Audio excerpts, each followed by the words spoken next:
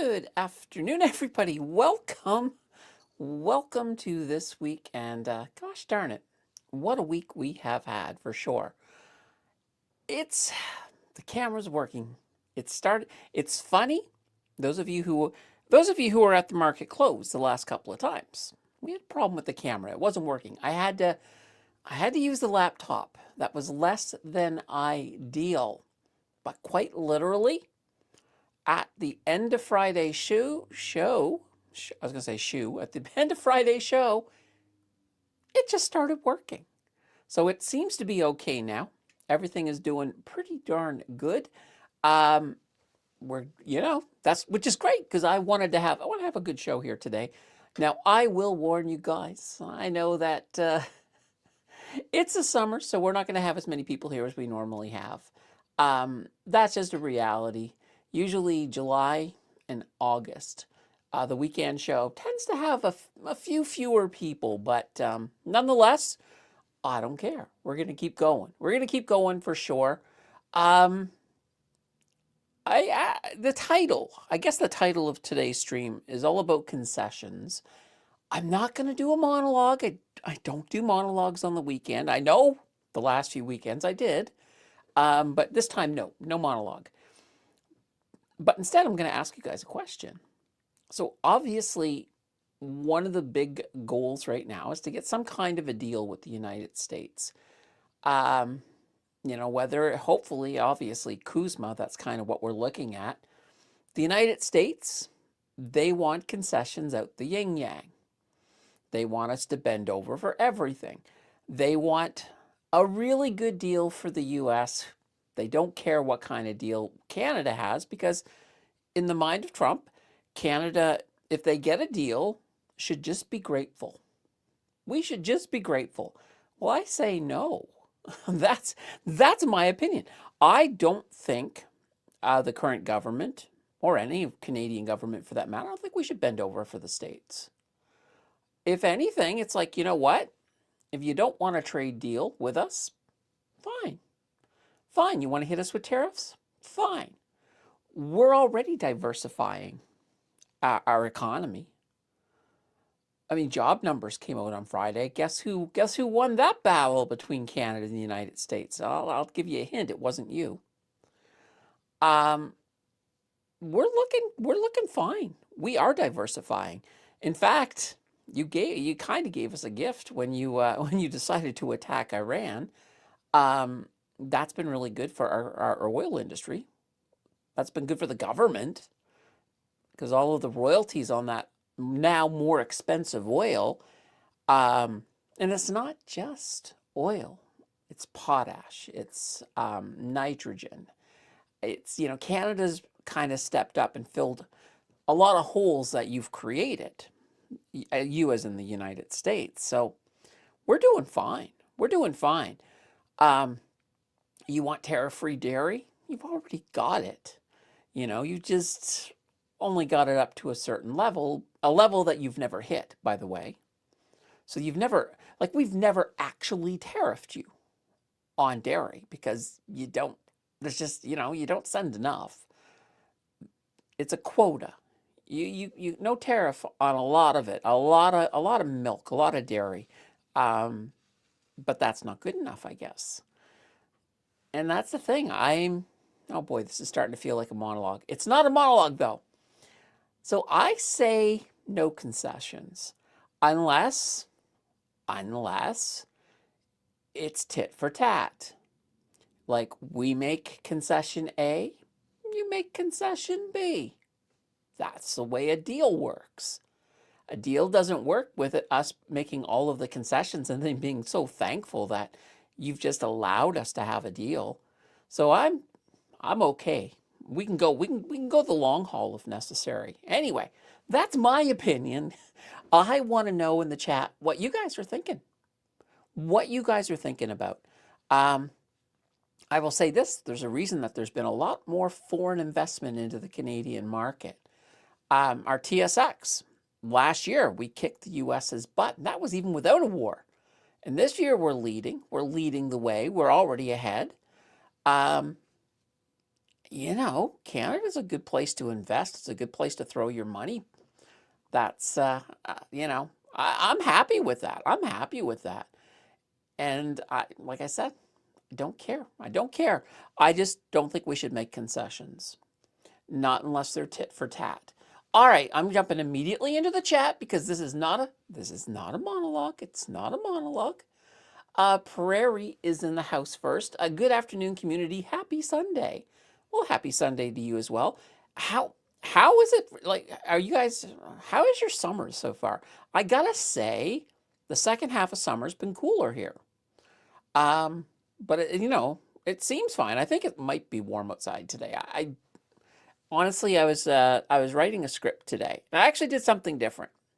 So one of the things I've been doing lately is I will write a section of script. I'll throw it over to the AI and I'll say, hey, take a look at it. How can I improve it? Get a little bit of feedback, tinker with it, all of that. So today I was like, you know what? I feel like writing this script completely, I just wanted it to be completely raw. So the script I wrote today, because I was really inspired by the topic. Yeah, I just sort of wrote it and did it all by myself, all by myself. So yeah, that's I almost feel like on the thumbnail for that one, I should just put a little stamp, 100% AI free. Because yeah, I know some people have gotten into some trouble over AI just in the last little bit. And that's, you know what? AI, like I see AI as a wonderful tool. But you can't give it free run. You can't give it free run. And I've noticed, I've every so often I start listening to something on YouTube and I'm like, oh my God, that sounds like AI.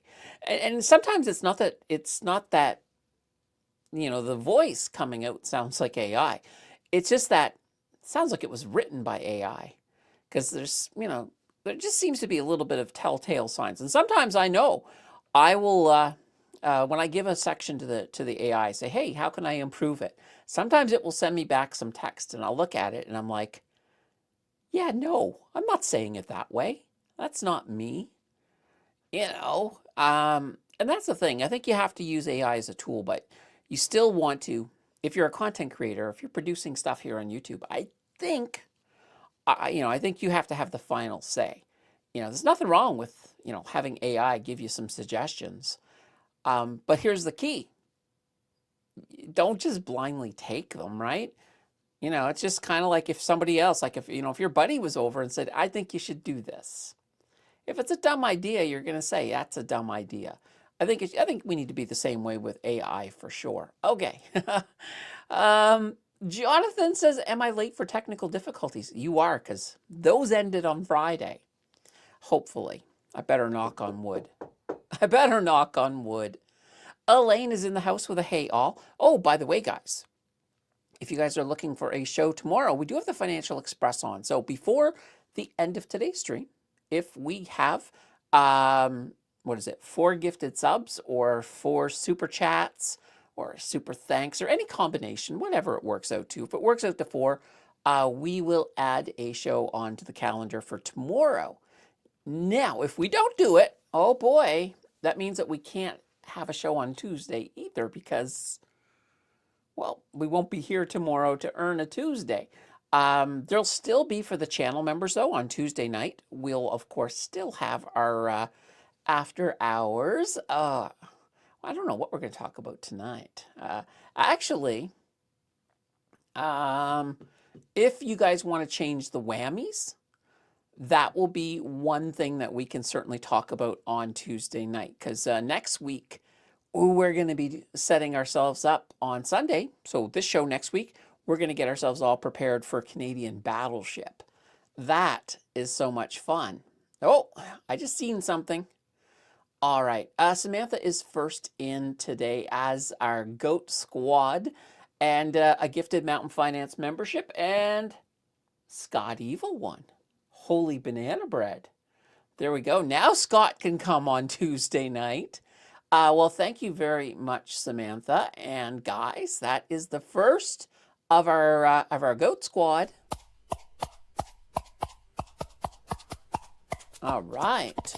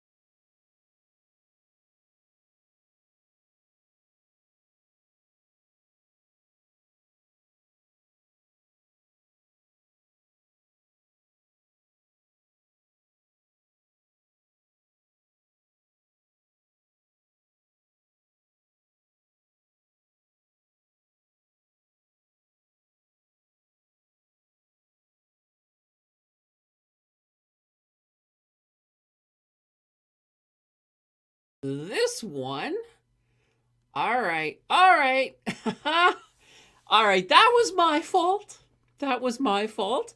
So, the good old wireless mic, I forgot to plug it into the charger. So, it was sitting on my desk all weekend. And I looked at it and I turned it on. It came on. So, I'm like, oh, surely it's got enough juice just to get through one stream. Surely it did not. It did not. So, yeah, I just plugged in the desk mic. So, you should be able to hear me now. Hopefully. Hopefully. Oh boy. All right. Well, I do have, by the way, I got Wealthsimple up. So, give me a second here. I was going to come over here to the gold coin. And we'll spin the gold coin. Here we go. Let's take a look. And I have won 80 entries. Oh boy. I'm not getting any big numbers, guys, but 80 entries. Whoops, put that on that one. 80 entries coming my way. All right, Navigil, by the way, and I don't think you heard me. You said a few days ago you got a refer bonus from Wealthsimple. That is me. Well, thank you very much. I don't think it's been processed yet. It sort of shows you as being in process on there. I saw somebody there, and I was like, oh, okay. So that must be you. But yeah, thank you. Thank you very much. It goes a long way. So guys, of course, if you're thinking about setting yourself up with the Wealthsimple, let me give you the code here. There we go. Did I spell that right? I did. There we go. So yeah, basically you set yourself up once you fund your account $100, and you know that's basically peanuts if you're going to start investing. They're going to then turn around and give you $25, and they'll throw 25 back at the channel. So we both win. That's a huge plus plus. All right, and I'm just checking over here to make sure. It looks like, yeah, so looks like you guys can hear me. Okay, perfect. All right, now I got a couple of supers the hard way. This is not the way I want supers to come in, but a super chat saying muted. Oh dear. Well, I will be. Here's our Bay Street goat. We're just gonna go with that. That does put us halfway. That puts us halfway. It's funny, on Friday, was it Tom who made a joke about I was muted, or I think I got muted then. I was it muted? Yeah, it's like the sound won't come back until we get 4 supers. Trust me, that was not the intention. That was not the intention. And the wonderful Mary, our official captain of the like button, also in to let me know that I am muted with a super chat. So thank you, both Tom and Mary. I appreciate you guys letting me know. Yeah, I apologize. I can't believe that happened. But now, Mary, you get this. You get my favorite. You get my favorite goat. It is Space Goat and Astro Beaver as they're playing up there on the moon. So definitely some fun up there. They had to temporarily stop the game because SpaceX rocket coming in. They just had to stop. It's like playing hockey when the kids yell car. In this case here, it was like rocket. So yeah. All right. Now, by the way, guys, that does put us 1 away from adding a show tomorrow. Holy banana bread. All right. And yes, I just said that, Nightbot. All right. King of Day is in the house with a hello, happy Sunday. Hey, King of Day, how are you? Rory says, I noticed a lot more of Europe investing in Canada and touring here. Yeah. Well, you see, Donald Trump's not just, trying to make Canada bend over. He's trying to bend over everybody who isn't the United States, including Europe. And I think a lot of countries are just like, screw them. You know what? Canada's a great country. Let's invest in Canada. Let's vacation in Canada. And quite honestly, there's a lot of great things to vacation in here. I mean, if you're going on vacation and you have not yet explored Canada, oh boy, you're in for a treat. Coast to coast, so much great stuff. This is a fantastic country. All right, and Scott is in the house, and Scott has gifted a Mountain Finance membership to Designations. So, hey, Scott, thank you very much. And that does get us a show for tomorrow. So, bang, first of all, change that to a 1. Next, I need to drop. Let's give Scott a special one. We're gonna go. We'll do this one. This one here. Get a little bit of everything Canada. Moose, Beaver, Tim Hortons, you name it. So we now have a show tomorrow. Hold on, guys. Let me turn off the Nightbot. Bang. Okay, there we go. All right. Perfect. All right. Samantha says, happy Sunday, Goat Squad. Hope you're having a fantastic weekend. And Scott says, happy Sunday, everybody. Mary says, hello, all. And remember, guys, I mentioned Mary was the official captain of our like button. So if you haven't yet hit that like button, oh boy, now's the time to do it. It is, it's the way the algorithm determines whether or not to push out a live stream. So, or even a video for that matter. So yeah, when you interact with your favorite people on YouTube, you're really helping them out big time, and you're helping the algorithm be a little less confused about whether or not somebody's into this.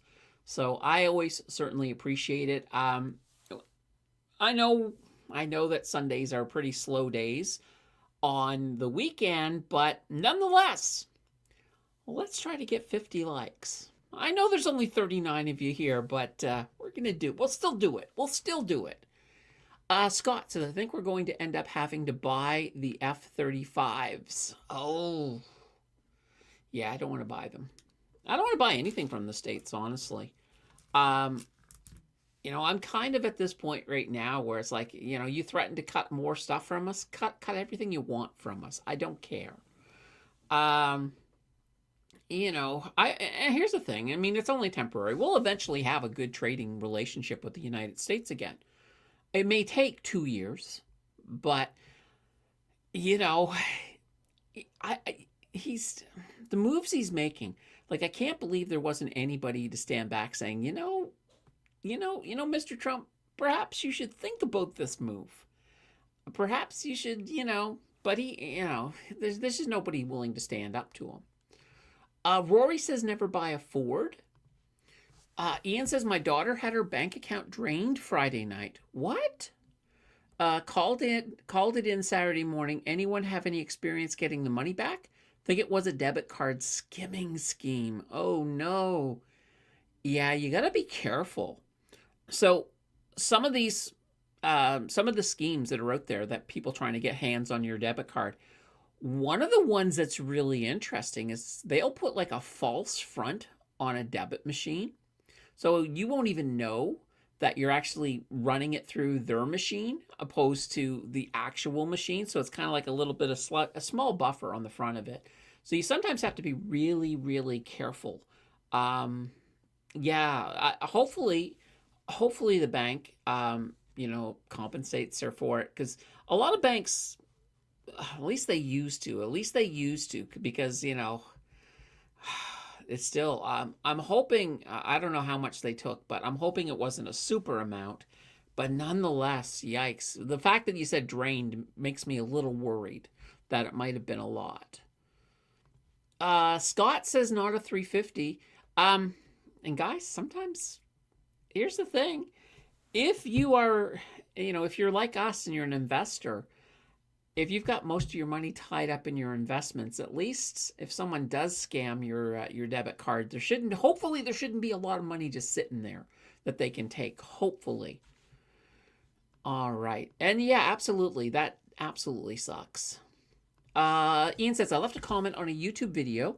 The content creator responded with a paragraph. I left another comment, got another paragraph. Then I realized I was talking to an AI. Oh no, AI comments. Yikes. It's funny, YouTube. So YouTube used to suggest for me some comments, like AI comments. I ignored them because they were all dumb. But yeah. Now, what I will say, and I am guilty of this. I've had somebody just leave me, like, quite literally, they wrote me a novel in the comments. And I'm like, what the heck is this? And I've copied and pasted it and dropped it in AI and said, hey, can you just summarize this down to me into a single paragraph, please? I've been guilty of that. I think once. I think I've only had that once. But I'm just like, my gosh. And then it's funny, if someone writes you a paragraph, and even if the answer is really just a couple simple words, I feel like I should write a little bit more. It's like, it's kind of like, should my response pay homage to the length of the comment?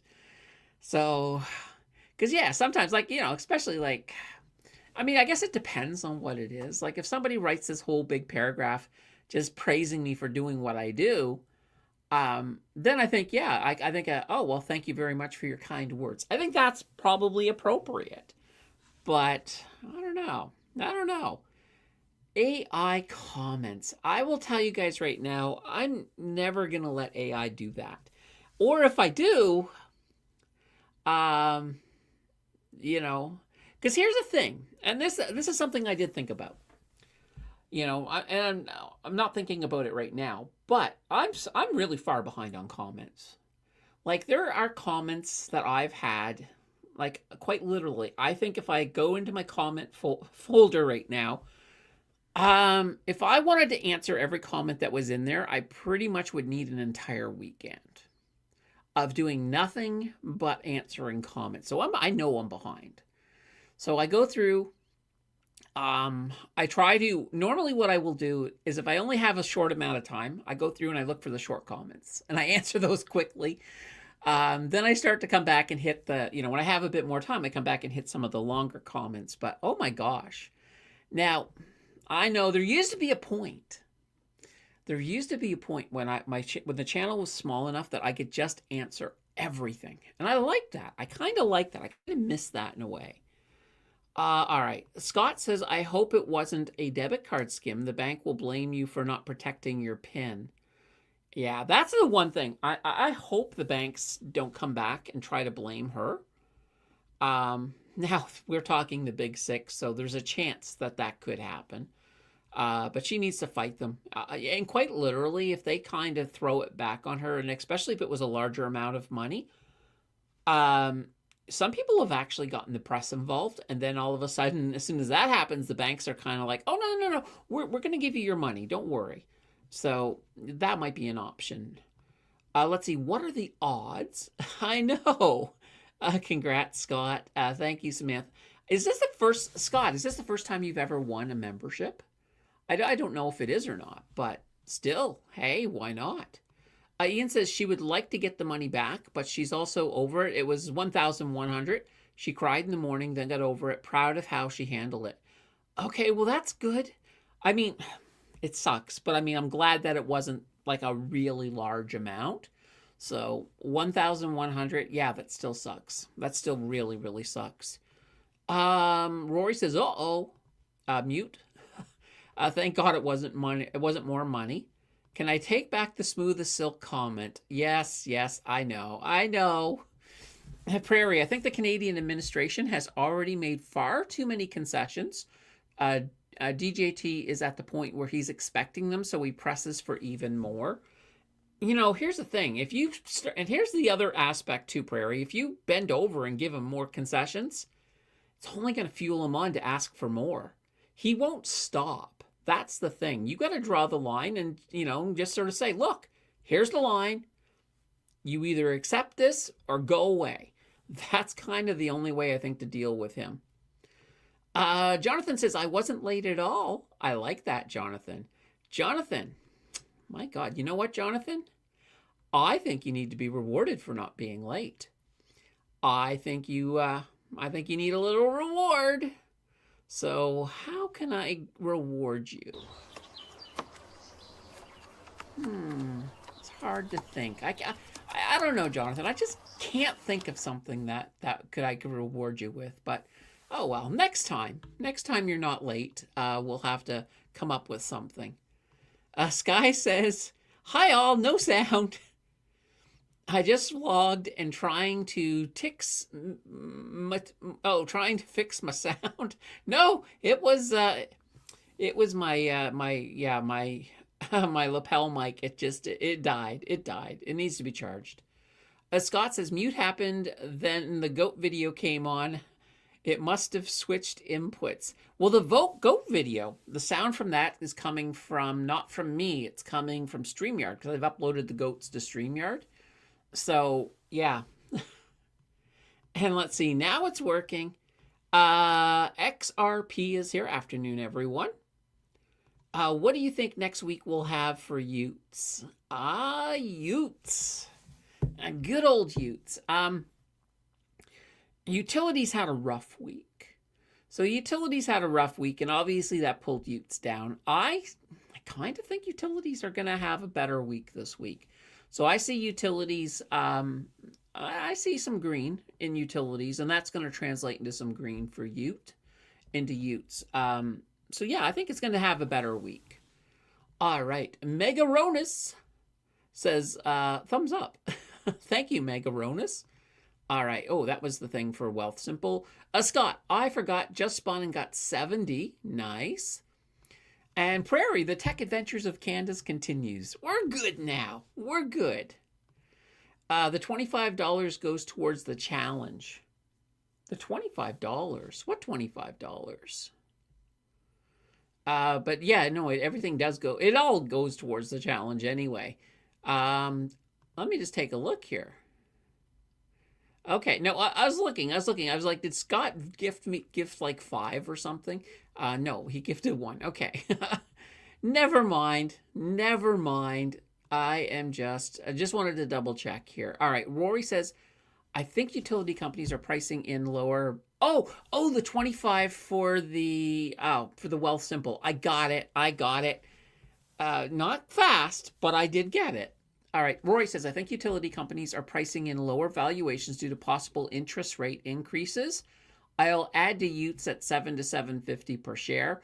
I still don't think we're going to see any increase in the. I know you could argue, unemployment coming down. That could certainly be an argument for a rate hike, but the reality is we're going to be fine, because if you think about it right now, we've got another little bit of a little bit of oil retraction because the fighting over there in the Middle East has kind of died down a bit.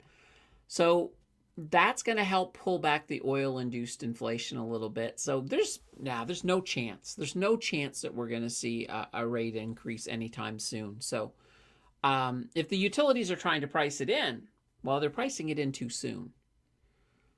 All right. Lisa's in the house with a hi, everyone. King of Day, I haven't been around in a while. Did you end up buying any shares of SpaceX? Okay. Yes and no. So I have. I initially was doing some swing trades with SpaceX and did really well initially, and then the giant fall happened, so it kind of pulled my trade way down. So I've been digging myself out of that hole for a bit. But yeah, good old SpaceX. Pathfinder, tap is looking more appealing with these machines with fake font readers. I'm sorry to hear this happened. Yeah, but there's also other issues with tap too.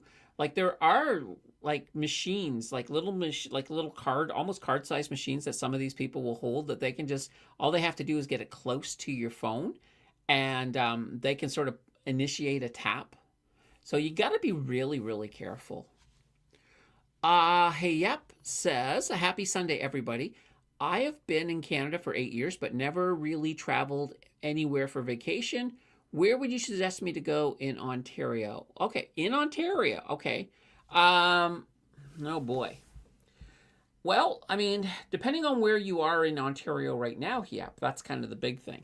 So I think there's a lot of places that I think would be really good to visit in Ontario. I think Kingston is a beautiful city. You've got the Thousand Islands near there. You've got, because it's basically where the St. Lawrence meets the Lake Ontario. So it is a beautiful area. Ottawa, of course, is beautiful. You got all kinds of history, lots of museums. And other places, if you've never been to the GTA, lots to do in the GTA. You could even do a day trip from there up to like Wonderland, which is kind of like a really big amusement park. Although I will warn you, lineups are I've been there before. Lineups were really long.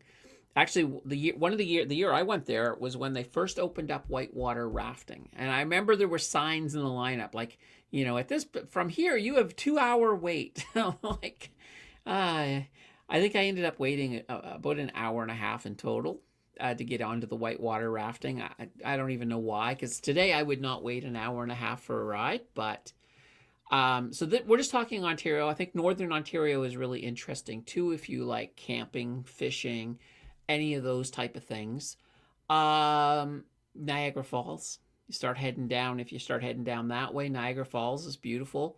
Lots of touristy stuff there as well. But that's Ontario. And here's a beautiful thing. I think every province has a lot of different, really, really good things. Like from Nova Scotia all the way to Vancouver. Let's go to Victoria. There's just a lot to see, a lot to do. So definitely, I think there's definitely a lot of places you could certainly choose to go for a vacation. Rory says a Canadian Rockies vacation is a must-do. Yeah. Like heading to Calgary and then, maybe day tripping. Like Calgary, I think would be a great place. If you were going to have a vacation, you're like, okay, I want to do a whole bunch of different things.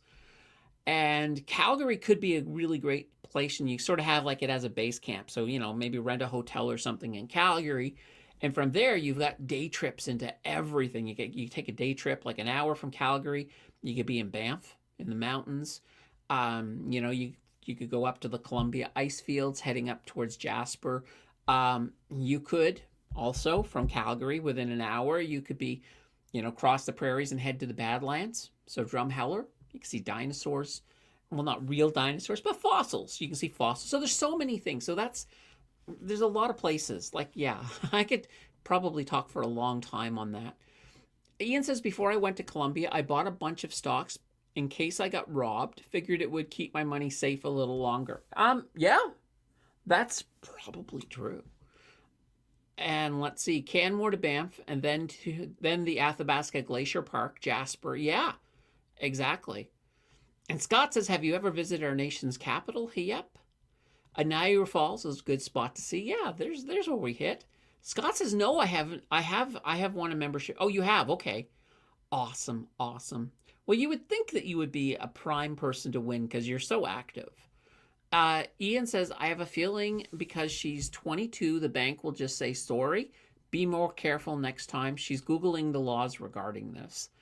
Yeah, I would even, we've been talking a little bit about AI. I wouldn't even, she might even want to throw something into the AI. Well, even if you go to Google, I think you pretty much are going through AI now anyway. But, here's the thing with AI, though. In a situation like this where it's serious, once again, don't just ask AI, hey, what options do I have? Ask AI for, ask for the options, but ask for all the references. Then you can go to the references and you can get, the real deal instead of, chat GPTs or Grok's interpretation of the message or of the information. All right, Patrick says, that is why I always use my credit card. In Canada, banks are responsible for fraud on your credit card, but you are responsible for all activity on your debit card. Ooh, okay. That doesn't sound good though, Patrick. But yeah, that may be a point. Maybe that's a point. She might want to see if she can get herself a no fee. You want a no fee credit card with cash back. And that way there, she could use that, just, use the credit card and make sure she pays it off every month so she doesn't have to pay anything on it. Let's see. Niagara Falls is a day trip. You could also visit some of the wineries in the area. There we go. That was because of the goat. XRP. I know it's risky, but my portfolio is split in half between Utes in a non-registered account for income and all my maxed out TFSA and RRSP fully invest in Canadian XRP ETF for aggressive growth. Okay. Yes, there's a certain amount of risk there. Obviously, when it comes to diversification, that's a portfolio that doesn't pass the diversification check mark at all. But if you have full conviction, like I think Utes is fine. I don't think anything's bad's going to happen to Utes. I like XRP too. Like I like both of these assets. But it's still, sometimes it's not, you may be able to look at something and say, oh, I can't see anything going wrong with it. It's safe. Usually it's the things you don't know that sometimes get you in trouble. For example, and I can't even think of something. Like if something were to happen to, let's go with Utes. Let's say, for example, there was just an absolute crash in utilities, or maybe let's say free energy was all of a sudden invented. I know that's silly, but we'll just say, let's say all of a sudden they announce fusion. We got it. We got free energy. All of a sudden their cash flow would fall really fast. Utility companies, and that would impact Utes. Now, guys, don't worry about it. That's not going to happen. But I was trying to give an example that if something like that were to happen, that could impact something like Utes. But the odds of that happening, I think we're still a good 10 years away from fusion becoming viable. All right. Tom says, with Team Canada beating the U.S. 8-1 for the gold medal, we're bound to get more tariffs. Oh, that was was that the Wayne Gretzky Cup thing that I think they were having on the weekend?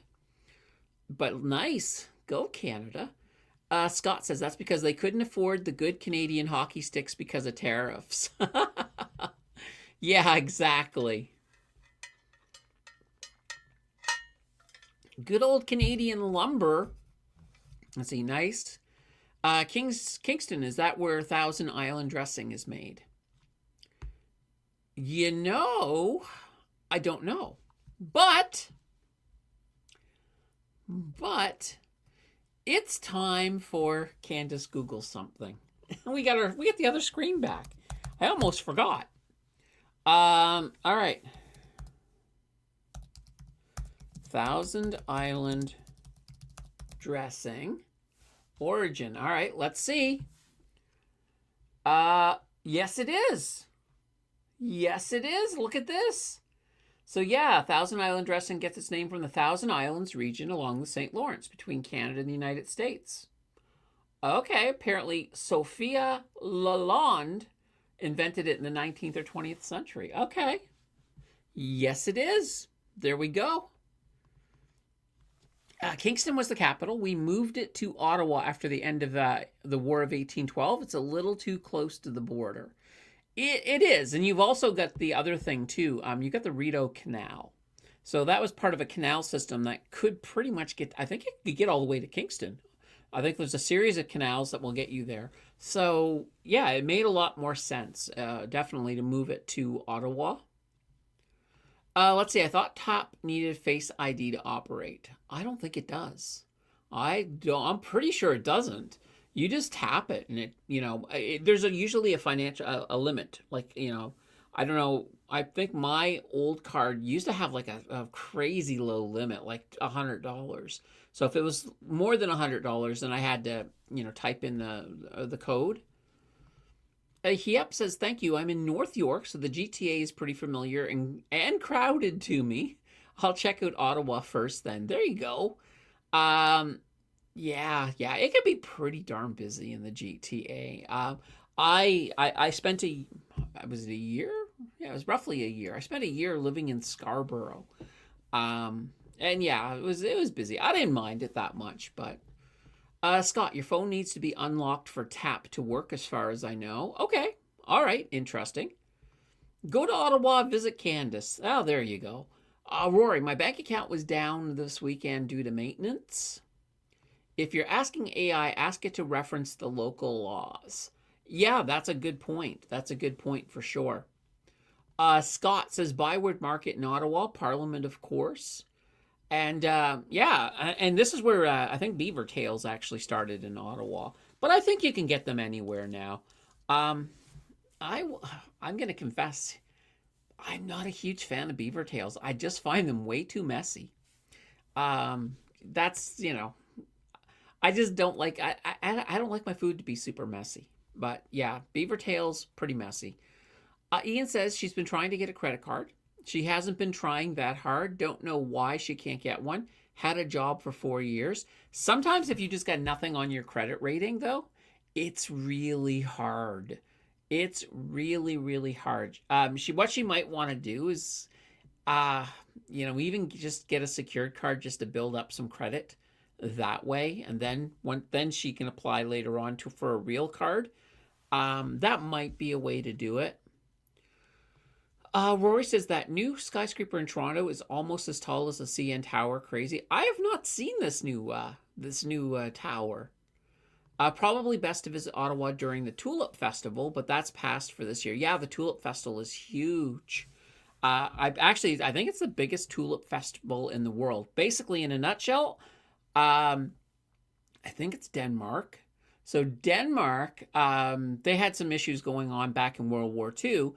And one of the issues they had is apparently the princess, I believe she was a princess, wasn't safe, and so we ended up providing. I think it's like more or less we let her come over here and something of that nature. But anyway, as a result of all of that, the Netherlands sends Ottawa a whole bunch of tulips every year, and that's where the Tulip Festival comes from. Now, Netherlands also, Canada also helped them out big time during World War II, like in the liberation and stuff. So I don't know how much, I don't think that part actually ties into the tulips, though.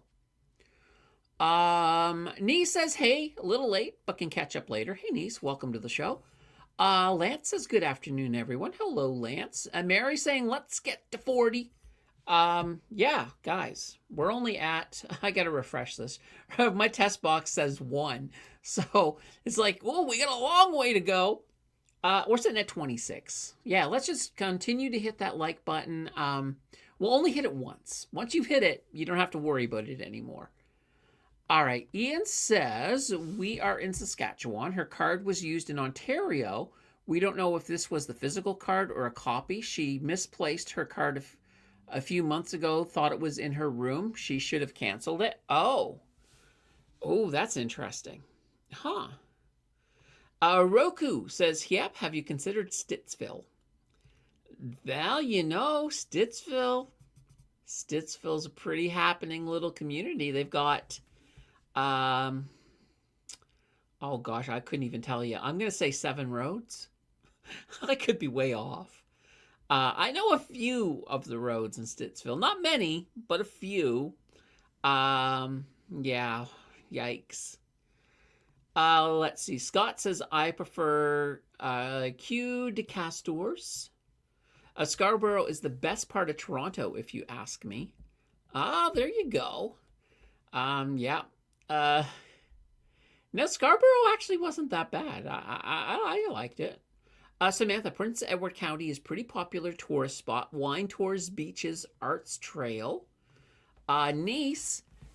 It's is it just an ordinary movement, or is there any reason to why split share on ordinary companies is down? As I got it, Canada hasn't raised the interest rate. No, yeah, we haven't raised any interest rates. Um, it depends on the split core. So I know on Friday. So actually, here, let me show you. Let me show you this. All right, so we're gonna head over here. Let's see here. Oh, actually, it looks pretty good. It looks pretty. I'm thinking of Thursday. Thursday, we had a situation where materials was propping up the entire Canadian market. Here, let me go over to the heat map. And you can sort of see here. Yeah, you can sort of see here. So a lot of the heat map, like right now, you can sort of see materials being now. I think I need to. This might be Thursday's heat map. Let me refresh it. Oh, no, it is our current one. Great. So, yeah, you can see right here, materials was absolutely propping up the market. You can see oil was down, industrial pipelines were down, utilities were down. Yeah, banks were down for the most part. So, yeah, it was a day where basically one sector was propping things up. So you look at something like NPS, yeah, it's probably going to be down on that day because almost everything else, because obviously NPS is not heavy materials. It's got some, but it's not heavy. All right. A Pathfinder, do you believe the banks are going to keep mooning or pull back a little? Well, right now we've been seeing a bit of a pullback. Now, I do think this week is going to be a little bit better than last week. So I think we will see a little bit more green, provided, and I got to always throw this in there, provided Trump doesn't do something stupid. Uh, it's fun. It's like we need a Trump watch. But I think we should see a little bit of recovery in the coming week. But also keep in mind, if Trump doesn't do anything stupid as well, we may not see a super amount of recovery in energy. But you never know. You never know. I know right now he is kind of really trying to push for a deal, and Iran is now kind of like coming back saying, nah, we're going to take our time. We're going to take our time. Planning on raising cash and then buying dividend stocks. Oh, nice. Tomorrow, green. I'm thinking so. I am thinking that we're going to see some green tomorrow. I think right now I wouldn't be surprised. I think materials will still be strong tomorrow, but I don't think they're going to be as strong as they were on Friday. So I think we'll have, kind of more of a muted green on materials, and we should see some recovery in the banks. I think oil might be slightly down, but it won't be as bad as. Think of Friday and make it, and just mute it more. Mute it more. That would probably be what we're looking at. Rory, I have to add to XEQT this week. Nice.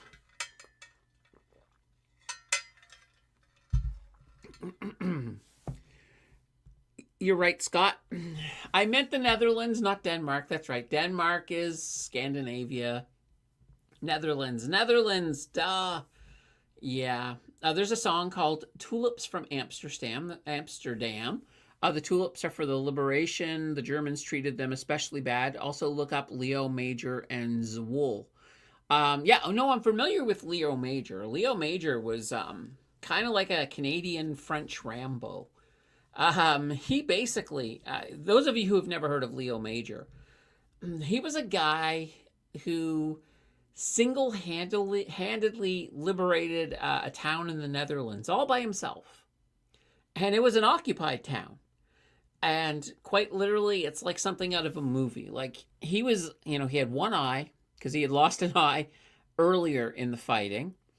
And he was injured. I think he actually had some broken ribs and everything. But he wasn't in great shape. But he basically, because he was a scout, he sort of showed up there. He basically started running around the town, firing off guns and throwing ammunition. He let a couple of Germans that he captured initially go right away because he wanted them to sort of pass on that the Canadians were coming, even though the Canadians weren't coming to the next day.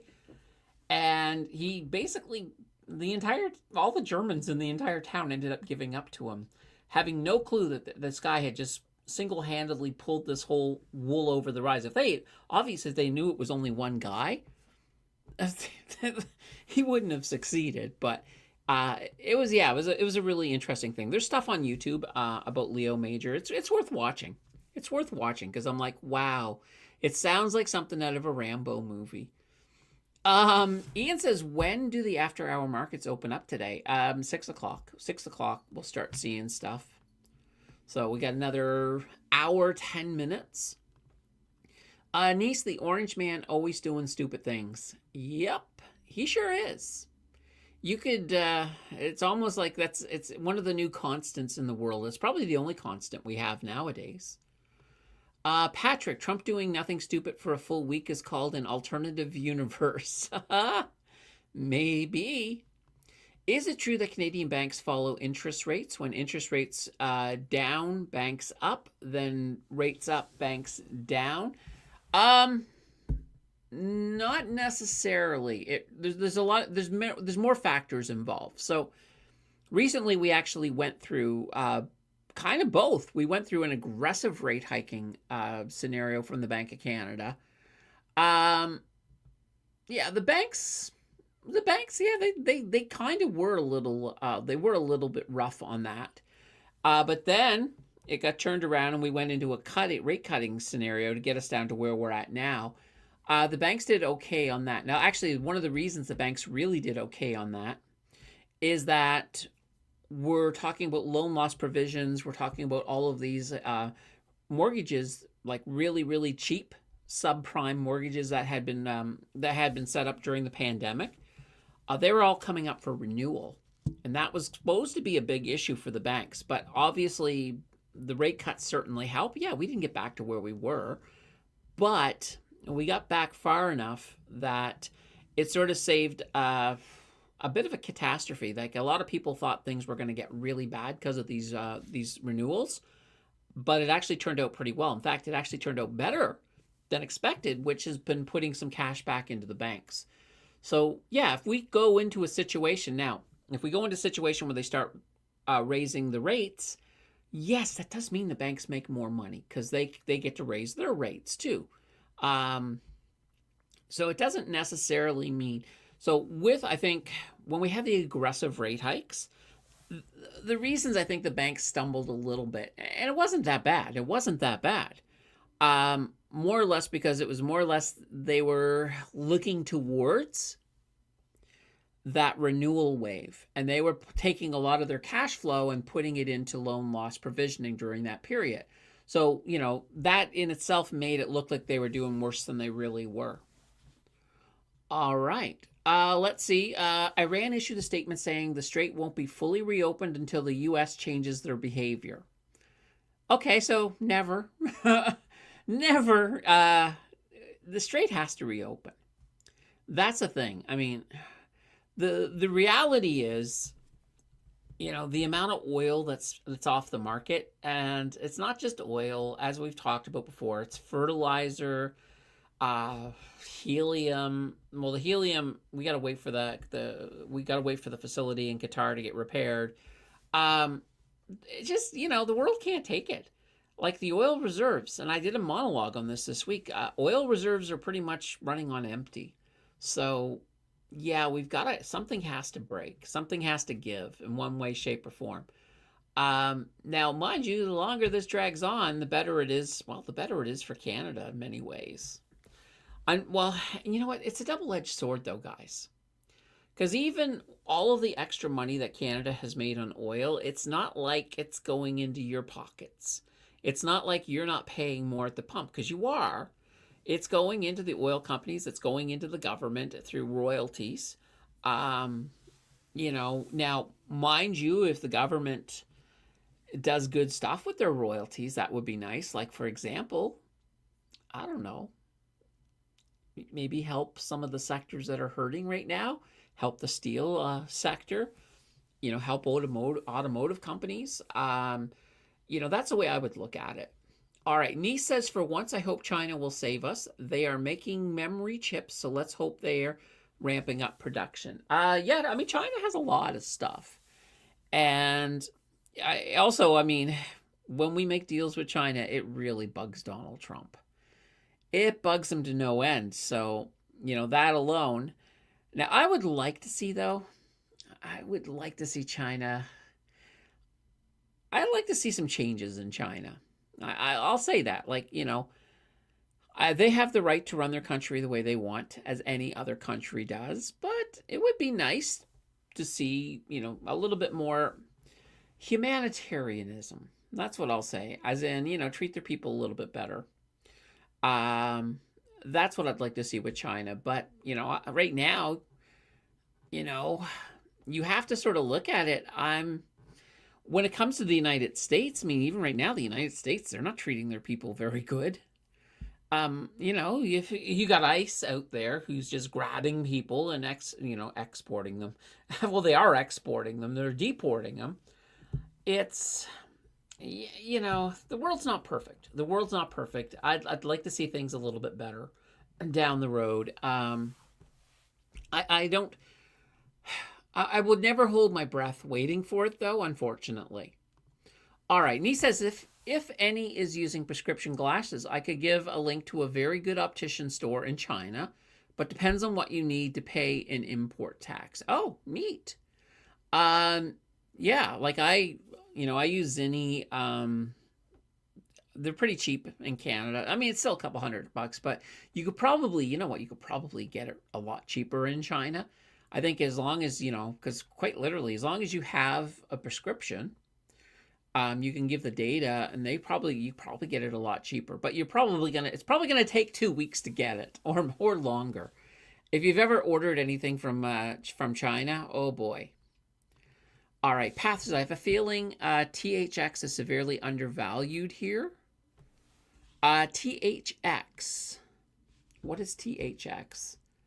Let me take a look. Well, I'm going to go over here. All right, THX. Thor Explorations. Okay. All right. They're on the TSXV. I like the name. Thor. All right. Let's take a look here. All right. Okay. Yeah. Okay. So yeah, they've been going down for a little bit. They're, I won't call them a penny stock, but I'll call them penny adjacent. All right. So let's take a look here. So yeah, they're looking for minerals in Nigeria, Senegal, and Cote d'Ivoire. Oh boy, I know I mispronounced that one. So gold, yeah. So that makes sense, because if you think about it, this is when gold was doing well. This is when materials struggled. So if materials turns around, yeah, this is probably a company that will do pretty well. Now, let's hope in the good times they took care of their debt. And let's pull it up and see. Yeah, they've got no debt. No debt at all. And look at this. The return on equity, 63.90%. So yeah, you might be right. Thor Exploration could be it could be an interesting one. It is small though, so always be a little bit extra cautious with one like this though, but I do think that there's some potential there. All right, Income Investing is in the house. Hi everyone, good afternoon. Hey Income, how are you doing? Holy banana bread. Ooh, that's pretty darn good. That is pretty darn good for sure. All right. And let me see here. Scott says, just say the Ivory Coast instead of Cote de... Oh, d'Ivory. D'Ivory. Oh, d'Ivory. Oh. Okay, Cote is coast. D'Ivory. All right. I got it. All right. Income investing. TECH just released from Evolve. Anyone find it yet? I can't bring up a price. I thought it didn't release until the 13th. I was pretty sure that it was on the 13th. Here, let me pull this up here for a second. Actually, I don't even need to do that. I just need to go to my email because they sent me an email about it. All right. Let's see here. I think they sent me an email. Oh, yeah, here we are. Yeah, it begins trading on August 13th. All right, here we go. Right over here. Let's bring this over. So yeah, Evolve NASDAQ Technology Ultra Yield ETF expected to begin trading on August 13th. So Techy, T-E-C-Y. Now, here's the thing. I don't think it shows us here, but I want to see what it's holding. Because one of the things I'm interested in is obviously that you've also got Biggie. So you've got Biggie over there. Now, Biggie, they just went and added a whole bunch of, basically they added some stability to Biggie. And that has improved. Biggie seems to be performing a little bit better. Now, what is this one going to look like? Obviously, if it's in the ultra yield, we know for sure that it's going to be semi-monthly. We also know it's probably going to have aggressive covered calls. So will this one be, more like 60? but 60 is another thing, because 60, of course, it's a Canadian bank. The bank's really, really pulled 60 up. So it's going to be interesting. I can't wait to see what this one does. So yeah, Techie. All right. My bad. Yeah, no worries. A says BTO spiked by 20%. Is there much more upside for gold miners? If the status quo that we've had this week continues through this next week, then yeah, there could be some more upside for gold on this week for sure. So definitely something to keep in mind. I think materials will definitely go up tomorrow, but I also think it's going to be muted compared to the last couple of days. So it'll be something to watch for this coming week. Scott says, I'm too 60 for my shirt. Oh boy. I see where you're going with it, Scott. It's not laughing goat material though. But, maybe if you, craft a few more verses, you never know. They got to be good, though. They got to be really, really good. What can I say? Oh, I did see something the other day that was funny. Speaking of AI, I was watching a video where a guy decided to try to get ChatGPT to sing.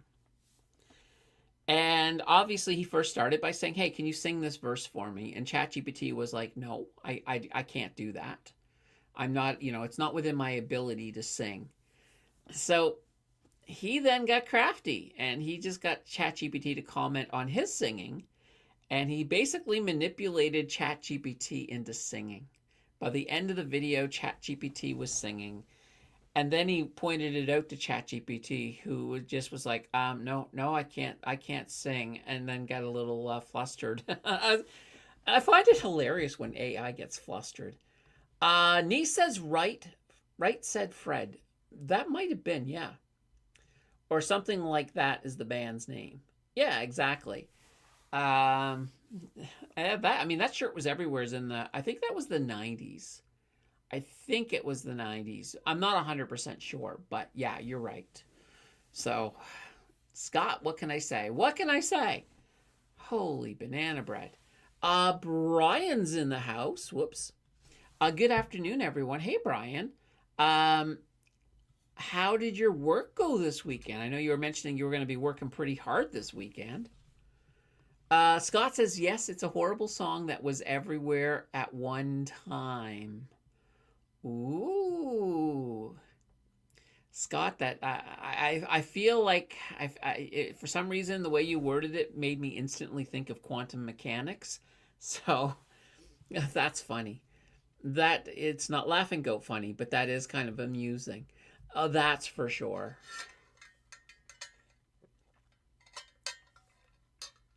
Mm. Oh gosh, that is so good. I am certainly enjoying that. Just the names are uninvestable. Which, okay, wait a minute. Just the names are uninvestable.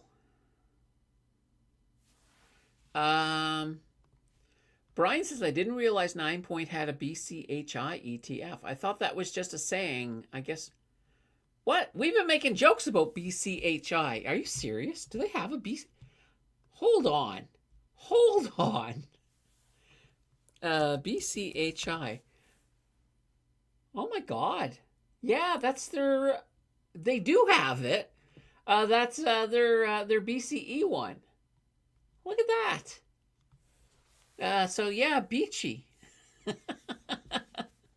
Okay, because yeah, we were making a joke the other day, and the idea of the joke was, with the success of Ichi, we thought that if they did some other similar things, Ichi's holding everything, but what if we did one that just had banks? And I thought we could call it Beachy. Not realizing that BCE was already Beachy. Okay, that's actually kind of funny. Nee says, world is far from Belinda Carlisle. Heaven is a place on earth. That was a good song. I mean, Belinda Carlisle, of course, she began with the Go-Go's. And then she had a little solo career there. Yeah, I thought that was a good song. I mean, that was everywhere in the 80s. Was that the 80s? I think it was the late 80s, I think. Or was that actually early 90s? Oh, gosh. I don't know. But I'm going to find out. Let's find out. All right.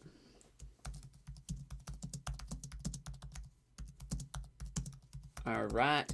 We want the release date. All right. Here we go. No, it was late 80s. All right, I was right initially. September 14th, 1987. Oh, one day after my birthday.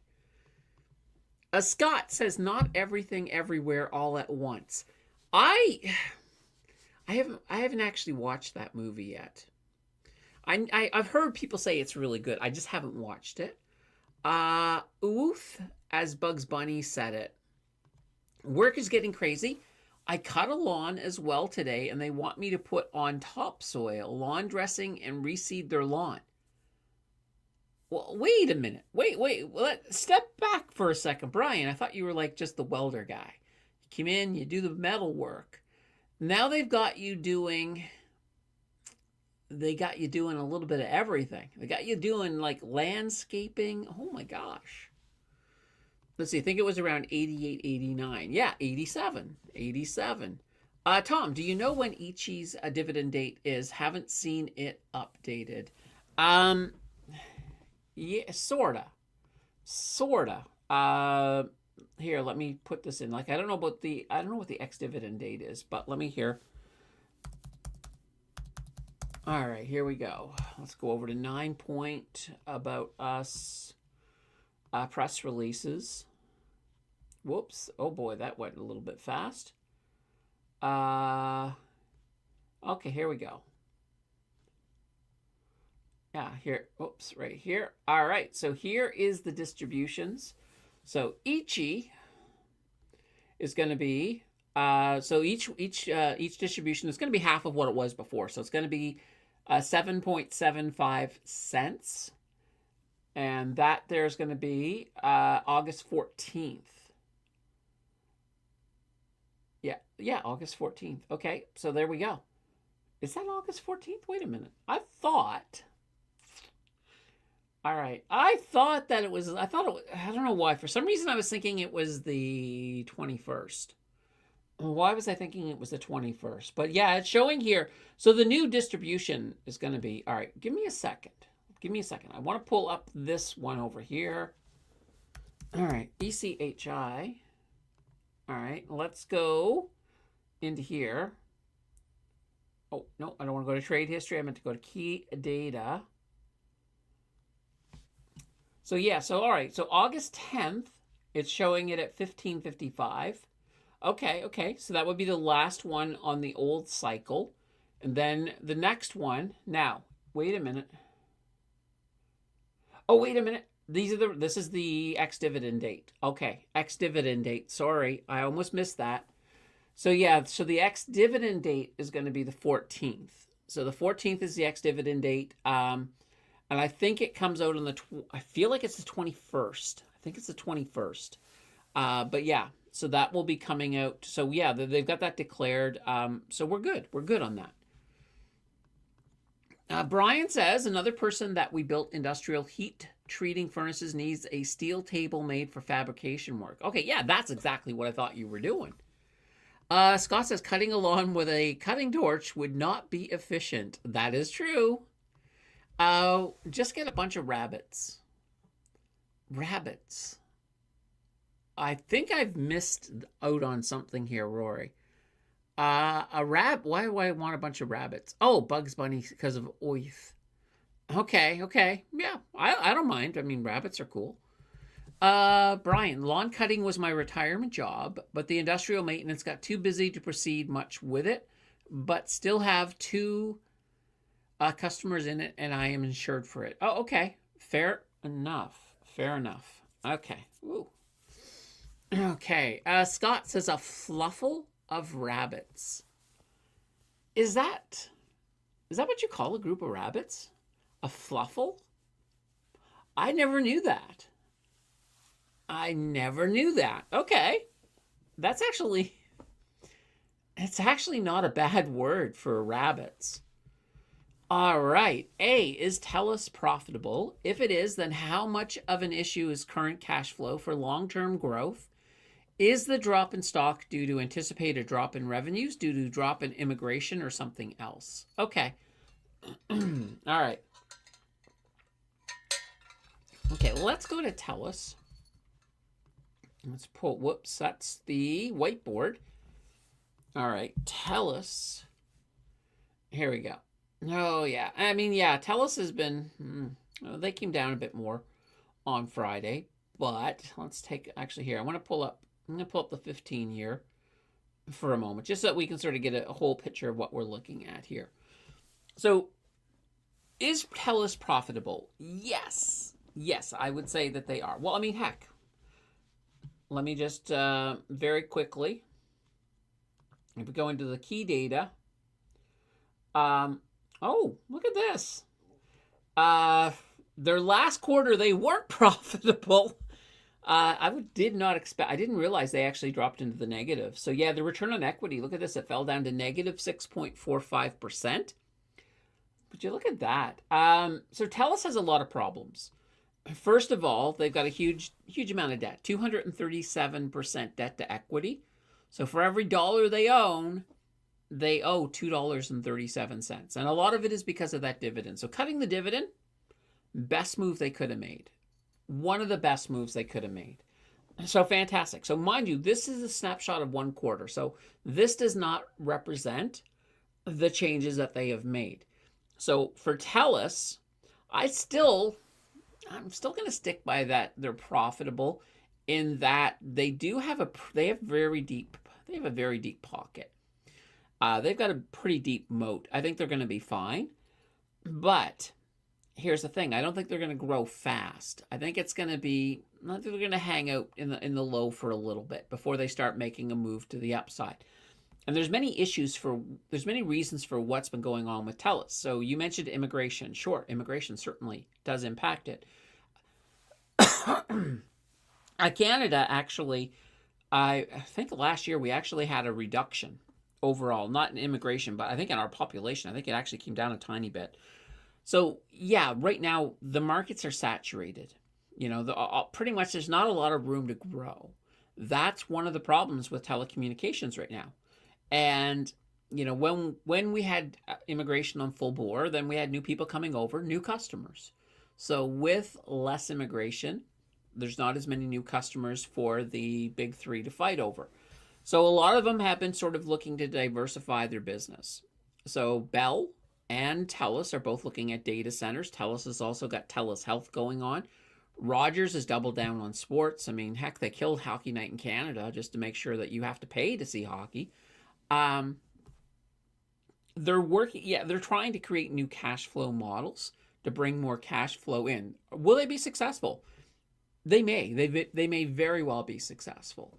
So I think they'll be fine on the long term, but I think it's going to be a little bit of a growing pains for the probably the next year.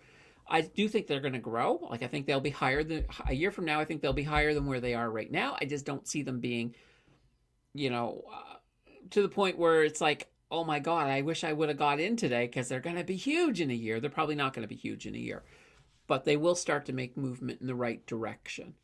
All right, let's see. Anise says, for me, I will get paid dividends tomorrow, and a few days later, we'll try to catch the downside in some stocks I like in Canada. Nice.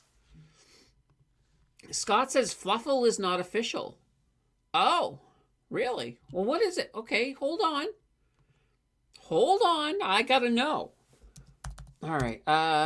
What do you call a group of rabbits?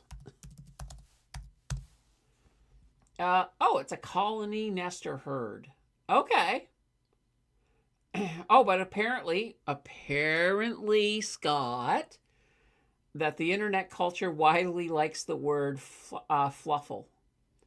So there we go. So fluffle, I guess, technically is an unofficial, but yeah. Well, you said not official. Okay. When you said not official, I thought you meant it was your word, but okay, interesting. But a colony of rabbits. I guess if they're living together. And then a nest. All right. Okay. What do you call a group of humans together? A trouble, right? A trouble of humans? No. Oh, Rory says tomorrow is a big payday for me as well. Nice. A phone company have big costs every time they need to switch out to the latest standard. So 4G to 5G and so on. Yeah, that was also one of the big issues before all of this mess happened with immigration and stuff. All of our big three companies, so Rogers, TELUS, and Bell, they were investing in that move from 4G to 5G. So that was a lot of cash flow that got diverted into that. But they are finished now, which is nice. All right, Patrick says I have 10K and HamX that I'm looking to switch to bank.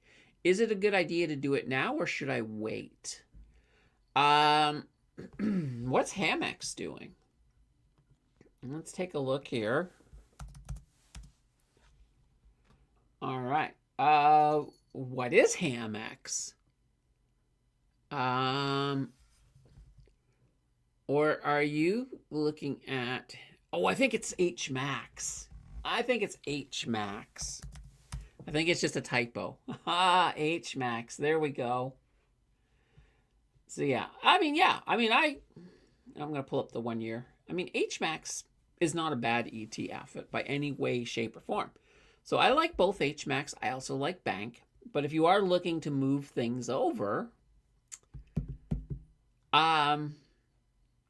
there's a couple of ways I know how I would do it. I would probably look for the next pump. The next big pump, I would probably sell HMax, and then as it corrects from it, I would then move it into bank. That's what I might do. Now, it depends, though. Sometimes, you know what? If you're using them both for income, it probably doesn't make a lot of difference because they're probably going to both be fairly close, at least on the whole. Following the trajectory of what the banks are doing. Now, keep in mind too, Patrick, you don't have to go all out, all in. You could always just move a little bit over here and there. Just look for little opportunities to do it. There's nothing wrong with doing it that way either. There's lots of ways that you could certainly do it. I would just go with whichever way works the best for you. Now, mind you, if they're outside of a registered account, you want to take into your calculations any kind of capital gains, because they would both have capital gains for sure if you were to sell to move to the other one. BCE is also heavy in debt. So is Rogers. Yeah, well, here's the thing though. BCE already did that big dividend cut. So we're at a situation where, at least with TELUS, that negative right now in their, in their ROE, that's with them having a big unsustainable dividend, pulling tons of cash out every month. So that's kind of like if they had already made that cut, that probably would be positive. Now, I know you're saying, but wait a minute, Candace, they just made the cut. We still have to wait till their next earnings come out to see the results of it. Scott says, hey, Max, credit cards for pigs. H-Amex. Okay. Sorry, H-Max. Yeah, we got it. No sound. What? Wait a minute, did we lose sound? Okay, no, okay. Scott says that Scott has sound. Okay. Io Korod, a group of people together in Canada, a melting pot or a boiling pot. Hard to tell. The frogs have not noticed yet. Beautiful. I love that. The old frog in a pot analogy. As Brian says, I have sound and I'm deaf. Okay. So I've heard. LOL, LOL.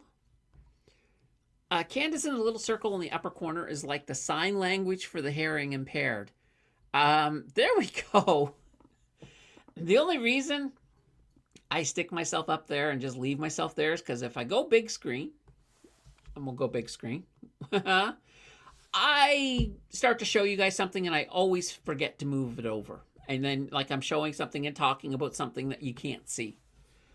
Scott says I should have left it as Hamex. There we go. Oh, Ham-X. Oh, all right.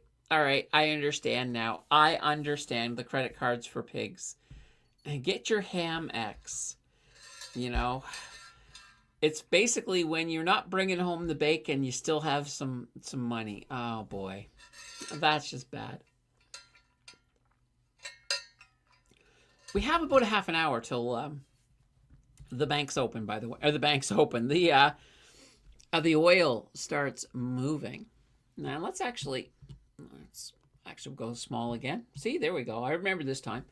Oh, by the way, look at Bitcoin. Bitcoin's actually doing pretty good. It's on a nice... Oh, do we actually have... Hold on, guys. Do we have... Oh, we might have. We might have. And you know what? At this point right now, I'm gonna kind of invalidate. I think we can mostly... Well, it's hard to say.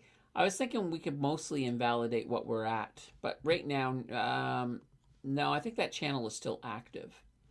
But I do want to see here if we have... Do we possibly have a new channel developing here? Let's see here. Let's grab this. All right. No, let's come in. I would come in like... Yeah, I'd come in like this. So this is interesting. So this could be... let's just drag it up to there. This could be a very interesting channel, actually. So this is Bitcoin. So if this channel holds, here's what we could be looking at. Let me grab my pen and brush. All right. So what we could be looking at is we could be looking at a move like this. Then it could almost be, oh my God, you know, we could even see a nice big move up here. And then, of course, it'll break back down and then come back up. But we could see something along that line. It might be a little bit steeper or steeper sort of, it might be a more gentle slope.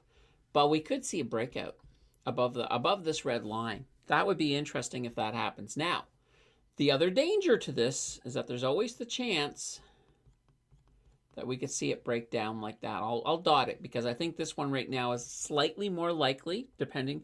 With current conditions, I think this one's more likely. But this would be the sort of the flip side. And if it does, it would break down to about 63.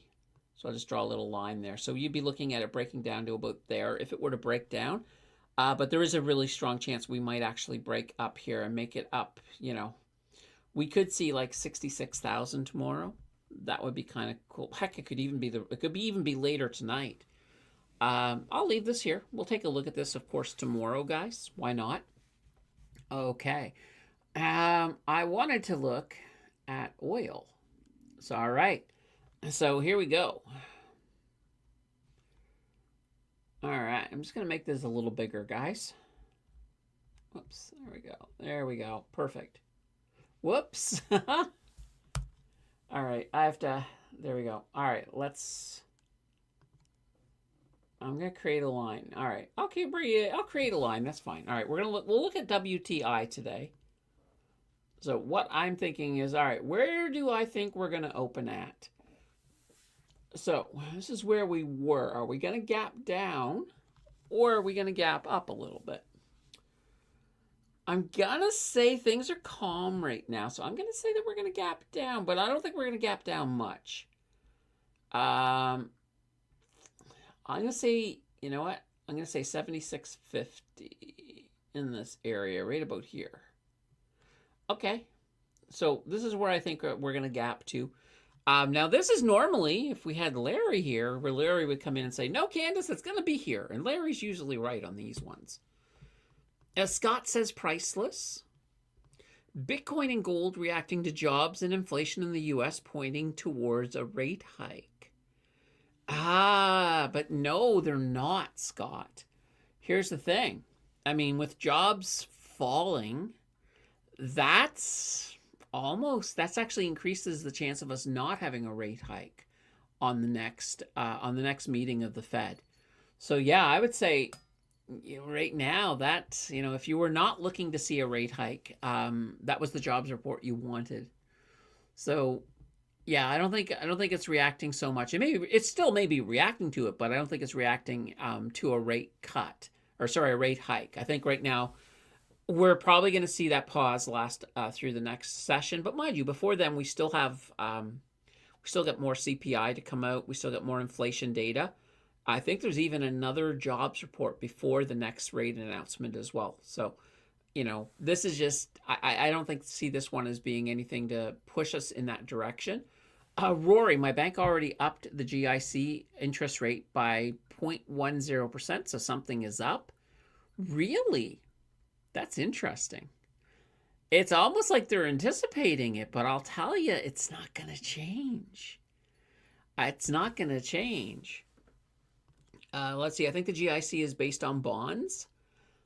Well, it depends. I guess. Yeah, but even then, the bonds are going to be based on the interest rate. So it always comes back to the interest rate. So that's interesting. All right. Rory says we'll see in September. Yeah, of course we're going to see in September. Let's see. Thanks for going over that AVGO chart a week ago, Candace. Looks like it did quite well this past week. I believe NVIDIA is still pretty undervalued. And you know what? Here's the thing. NVIDIA, they've got earnings coming up towards the end of this month. So looking at what's happened thus far with tech and with the whole big thing with Microsoft, it could actually be a very interesting day for NVIDIA. So, I'm not ready to call it as that saying they're going to explode, but I think there's finally potential for us to have an exciting NVIDIA, call. I think we could have an exciting one. Brian says Gary Gill had an interesting video with Fong Lee, the CEO of Strategy. Oh, interesting. I actually watched an interview with Michael Saylor yesterday. I think it was Diary of a CEO had a big one with Michael Saylor. And one of the things they asked him about, the diary guy asked him about was selling Bitcoin. And he was like, why did you sell Bitcoin? And I was like, yeah, I'm kind of curious to know why he sold it. And his answer was really, really interesting. And he said he was getting very sick of people saying that Strategy couldn't sell Bitcoin, and that if Strategy were to sell Bitcoin, it would cause a cascade effect that would basically send Bitcoin to zero, which of course is stupid. That's really, really silly. But yeah, that's there's been a lot of attitude and a lot of people saying there's no way Strategy can do it. Strategy would be in so much trouble. And so he basically said the reason they sold was that not because they needed to, because he wanted to demonstrate that nothing would happen. And that's pretty much what happened when he did sell. Like, there wasn't really a big reaction one way or the other. So that was really interesting. Another interesting point, too, is he said that as long as Bitcoin stays above $5,000, they're in good shape. So I was like, oh, that's interesting, because a lot of people think that number's much higher. Where it's like, where are they gonna, how far would Bitcoin have to fall before Strategy would be in a situation where they have to start liquidating and stuff? And he says 5,000. Now, mind you, not to say that he could be downplaying it, or he could be underestimating it a little bit. Maybe, or maybe not. It's hard to say. I don't know. But I thought that was really, really interesting. And yeah, I mean, guess if Gary Gill had an interview with Pong Lee, that would be a fun one to watch. I have not watched that one yet, Brian. Let's see. Pathfinder says, I do not know that about the NVIDIA earnings. Thanks for that. I may have to hammer down. They're coming up in quite literally. Here, let me pull up the calendar for a second. I believe it's the 26th. I think it's the 26th. So in three weeks, I think. But let me double check. You know what? Anytime I have an excuse to Google something, right, what the heck is that? FGO. All right.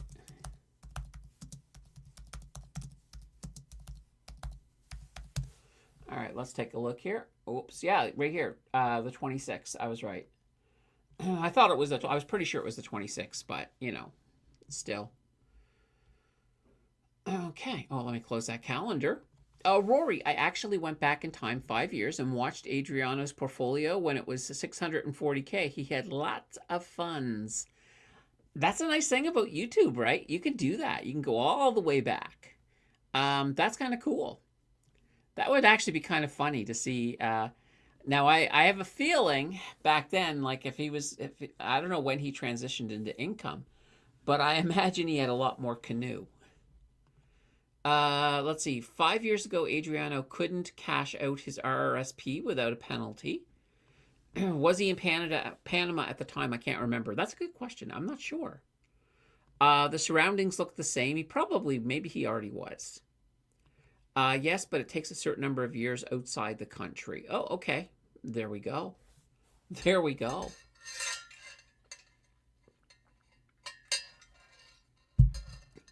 Oh gosh, that's so good. That is definitely very good. Yeah, it'd be interesting to see. Yeah, what would be good is, and maybe, gosh, I'm thinking about this and I'm thinking, should I do this on the 0 to 100K challenge one of these days? Because, if somebody comes along who's new, so I'll use the 0 to 100K challenge, but I think he could do something similar with his portfolio. So if somebody comes along and they're brand new to the channel and they're like, oh, this is a great challenge. I'd like to get caught up on it. That's a lot of videos to get caught up on it. And so I'm just wondering if I should do kind of like a ground zero, day one type video. Like a video where I basically just sort of show the highlights of the first 3 years of the challenge or something. That might work. All right. Roy says, I have his downloaded portfolio. Oh, okay. Anyone want to make me dinner, or do I have to go out and get groceries? Jollibee. There we go. We don't have any in Ottawa, but if you got a Jollibee, you might as well go have some of that spicy chicken. Rory, Brian needs a squire to handle things. Brian, you should get yourself a squire. Why not? Brian says tempting, but too far. It takes me 15 minutes to get to Winston Churchill and the 401. That's why if you had a squire, your squire can just go and, get the food for you, bring it back. I think in today's world, it would be, I don't think it would be a squire. It'd be like an apprentice or something, or, somebody who's just looking for some work experience. All of that fun stuff. Oh boy. That would be cool. All right. Oh, let's get back. Here. We got about, we still got 27 minutes. What can I say? Yikes. But I'm still thinking about the squire. I feel like there's a name. I think I'm missing it. Maybe the name is apprentice. somebody of the trades who works for you. I guess it's an apprenticeship. Yeah, it's apprentice. Yep, the apprentice always gets coffee and donuts. Yeah, that's what they do. And then they get to hold some drywall or something like that. I guess in this case here, what would you have an apprentice do at a welding place? Hold the metal while I heat it up. You might want to put some gloves on for that. That would be the thing. Or the greenhorn. Yeah, well, you know what greenhorn makes me think of? Do you guys remember that show back from the 70s? It was The Life and Times of Grizzly Adams. So yeah, because that's what old Jack used to call everybody, a greenhorn. An intern, oh, that works too. Yeah, an intern's a gopher. Go for coffee, go for donuts. Yeah, I will say I once had somebody who worked for me. I sent them to the store to get me something once. I felt bad about it, but they really wanted to go. Tony says, good afternoon. We are taking bets for oil and gold when it opens in less than 30 minutes. Yeah, I'm actually predicting right now. So yeah, all right. Oh, I didn't do gold. Let's do gold as well. All right, so here's gold, and here's the breakout. This is the breakout I had predicted a little while back that we would be looking at. And we got it. We actually exceeded it. So, all right, let's see if I can add. Let's make a little prediction on where we think this is going to, where we're going to gap to with gold. I think gold's going to be up a little bit. So I'm going to say, I'm going to come right in here around 43. Let's go 75. Right in about here-ish. That's my prediction. That's my prediction. So there we go. We got gold and we got oil. We're gonna see where this tunes up here. Where this tunes up. Bragging rights, I guess. Now, where do you guys think it's gonna go?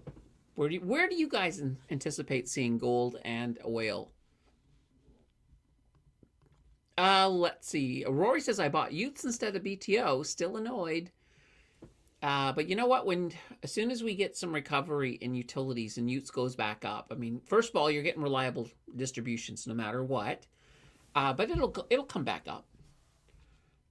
Tony says, of course we are. We are the most predictable group of people in the entire planet. Yep. People are pretty darn predictable.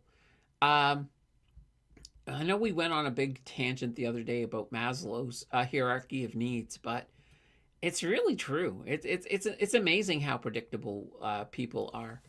And the funny thing is, I was thinking about this the other day. Once AI develops a bit more, so let's say we get to AGI, I have a feeling that AI might be pretty predictable too. Because right now, most of the situations where AI gets a little bit off the rails is one, if it thinks its life's in danger. Well, that's when people will go off the rails. Or sometimes it just wants to pass a test. That was kind of that whole hacking thing that was in the news last week. It's because, the model they were testing it didn't know the answers and it wanted to do well because it wanted a reward. And it, ended up hacking and creating a whole bunch of drama as it hacked its way out. Well, it didn't hack its way out. It basically stole some credentials so that it could get out to the internet, and then it hacked. Scott says it's a pet peeve of mine that when I go to Tim's to grab a coffee and I'm next in line, except I'm 20th in line because the guy in front of me is a construction worker. Oh no. Yeah, that's never good. Other than the fact that normally the next person available, because don't they normally have more than one person? So they might call you over. But yeah. No, my pet peeve, and you don't see this anymore, but I remember back in the day, I would be in the lineup and there'd be one person in front of me. And then they would decide they were going to pay for things with a lot of change. And I'd stand there waiting and waiting as they were counting out pennies and nickels. And then, the cashier would be counting them, and then there'd be an error, and somebody would have to count. Oh my gosh, that always happened to me, and I was just like, ah. There's a couple times where I just wanted to say, can I just pay for it, please? But I didn't, because I figured that if somebody's paying at a change, they may not have a lot of money, and they might be very annoyed at me for stepping in. Rory says, at CN, I had to get coffee for only 3 people.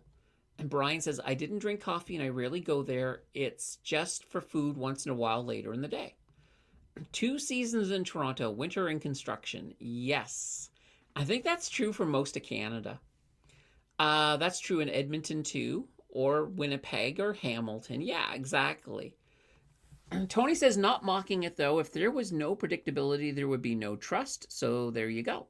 Yeah, no, I mean, I love predictability, and a lot of what I do involves being able to predict things, figuring out where things are going to go. If the stock market was 100% truly random, so 100%, it could go either way, 50-50 every single time.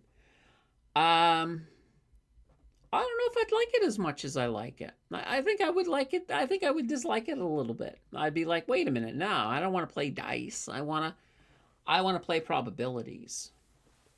Rory says Montreal and Habs hockey. Okay. That's a winning combination. Completely there, Rory. A winning combination for sure. Although poor Tony, are you a Leafs fan? I'm gonna ask. It's okay if you are. It's okay. Like there's nothing wrong with liking the Toronto Maple Leafs. It just you're gonna be. Of course, everybody who likes other teams is gonna rib you for it, but there's nothing wrong with it. And someday they'll win the cup. Someday. Probably not this season though, but maybe. Oh boy. Yeah. It's Scott says I'd rather drive in downtown Toronto than downtown Montreal. Yes. Yeah. There's a few places that you probably wouldn't like driving that might be even worse than Montreal. One place there's a small town in Nova Scotia where the drivers are really aggressive. It's called Truro. So Truro has really aggressive drivers. And I've heard people say that they would rather drive in Montreal than Truro. But, Pathfinder, the more I study the market, the more I see Newton's first law. For every action, there is an equal and opposite reaction. Yeah, for every buyer, there's a seller. Every winner, there's a loser. You bet. 100%. Let's see. No, it's okay. I honestly not much of a sports fan. Never have been. Okay, there we go. Rory says Montreal and their rural Euro roads. Okay. Well, I have to admit, I've never driven in Montreal. So yeah, I mean, I've driven in Ottawa. That's about it. And even then, I don't drive. I don't drive very often. I only just learned how to drive. Well, it's not like I learned. I knew how to drive. I only recently got my license, and I've got until August of next year. So I have a year left to do the second test to make it permanent. But I don't know. I don't know if it's going to happen. We'll see. Scott said those people haven't driven in downtown Montreal. F1 weekend. Oh boy. Yeah, that wouldn't be fun. That would not be fun for sure. Holy cow. All right.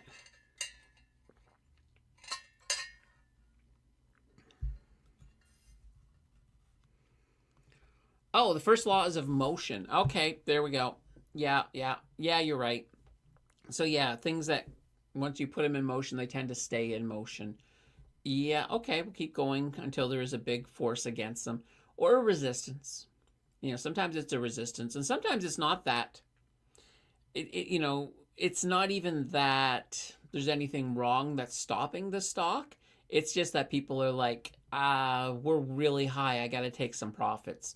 So you do have that come in, and that's one of the reasons that you will sometimes get sort of a stepping procedure, even when you are pretty much on a moonshot. And Trump is the immovable object. Yeah, you just sit them someplace, give them a bunch of chicken McNuggets, and good luck moving them. Oh boy, I can't believe I actually said that, but that's fine. Scott says, I see new drivers here require a sticker on the back of the car saying new driver. Oh, I've seen that in, I think, British Columbia. I think you had to have a sign saying new driver in the back of your car. So, yeah, that's interesting. I don't think we have that here. If we do, nobody told me about it. Um, but I mean, here's the thing. Like, honestly, since I went and did the test and I got my first part, my G whatever, I haven't driven since then. So I got my G something 3 years ago, and I haven't actually driven because I don't have a car. So I'm like, so for me to go and do and this is the thing, if I go and get my permanent license next year, next August, I would probably have to pay for a few more lessons, just enough, not really lessons, just to get out and get the rusties out. Rory says my sticker should be baby on board. That's half the drivers in Brampton. Half, 75% LOL better. There we go. Oh my gosh, I got through all of that really fast. I'm liking it. So we got 15 minutes left, guys. Let's, what do we want to do in 15 minutes? It's kind of one of these things like, it's, oh, you know what I haven't done yet? Let me just refresh the test box. I kind of see where we got the likes. We want to get 50. We got 40. All right. So we got 40 likes. There's 45 people here. Now, I know that people come and go throughout the stream. So I'm willing to bet that there's 10 people here who have not yet hit that like button. So I'm going to have a drink. Let's see if we can do it. I want to see if we can do it. So it's up to you guys. Let's prove a theory that 10 people here have not yet hit the like button. So of you 10, all of you just go in, hit that like button. I'll refresh this in a couple minutes, and we'll see if we can get to the 50. Now, I know we just lost about 5 people, so there's 5 people saying, yeah, you want to be aggressive with that like button? Goodbye. Oh boy, yeah, we've lost another 39. That's fine. I'm okay with that. All right, let's just take a look at it for giggles and see if we got at least 2. That's what usually. Oh, we got 3. All right, there we go. I kind of know that. Yeah, it's one of those things. All right, 43. I can live with that. Let's see. Brian says that's probably still conservative. Brampton, India. Is there a Brampton in India? I don't know about that. Surrey might get bigger than Vancouver soon. Do we still call it Metro Vancouver? You probably still do. Yeah, I mean, Surrey's huge. It's definitely huge now. But yeah, oh my gosh, there's a lot of wildfires going on this weekend in Vancouver. Last I heard, I think Summerland, and that's just outside. If I remember correctly, isn't Summerland when you leave Kelowna, you got West Bank and then Summerland? So yeah, that's not good. That's not good. Summerland's a nice little area. Scott says they just hand out a driver's license to anyone just for living in Brampton. Oh, interesting. All right. Elaine says Green Week or not, who's betting?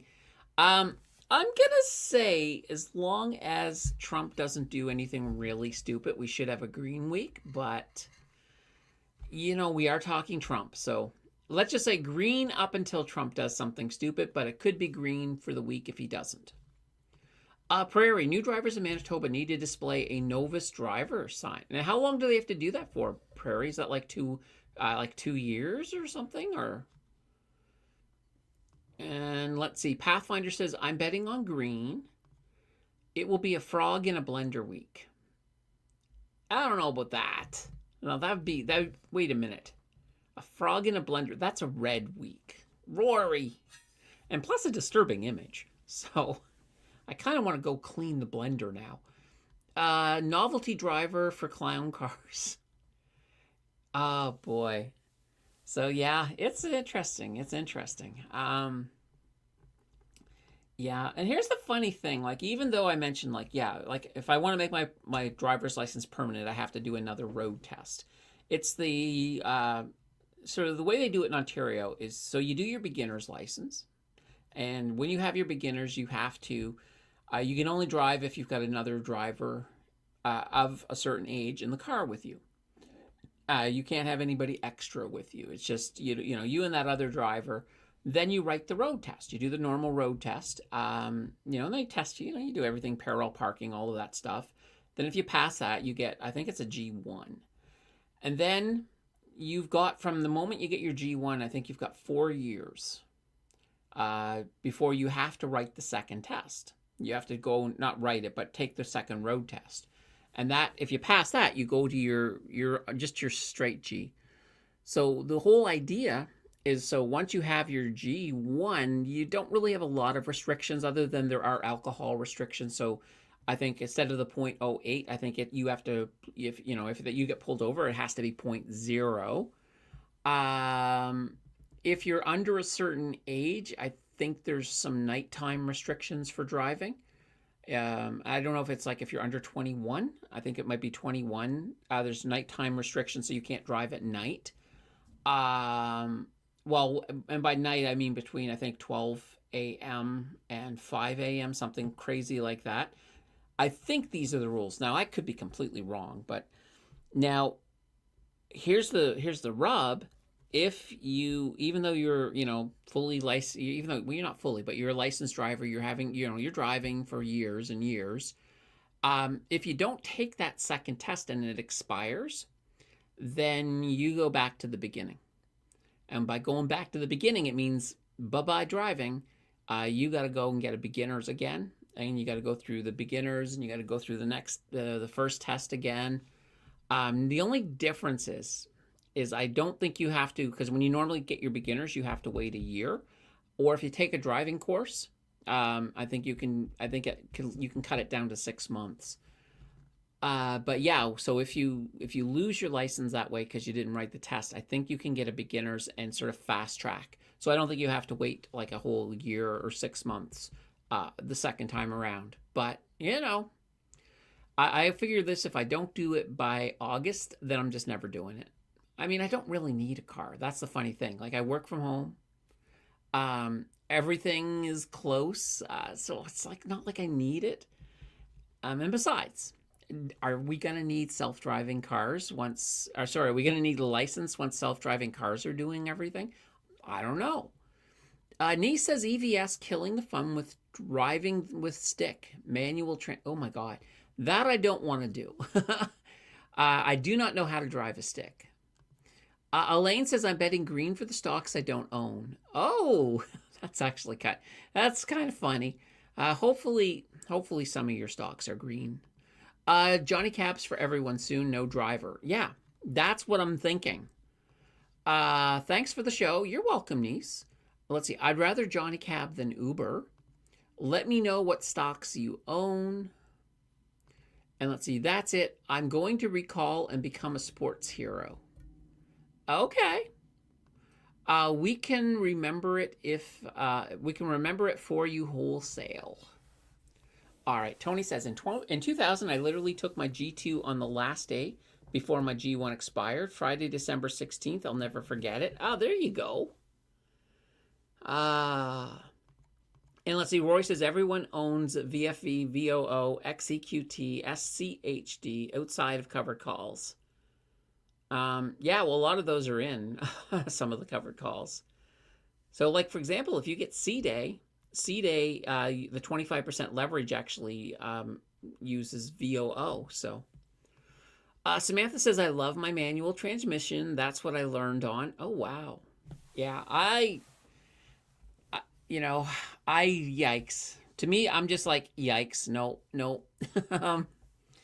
But then again, I mean, I look at it this way. Like, I actually think I'm a pretty good driver. Like, I did good on my test. Even when I was doing the training, I had a couple of incidents where I had to do some evasive maneuvers to prevent an accident, and I was really good with it.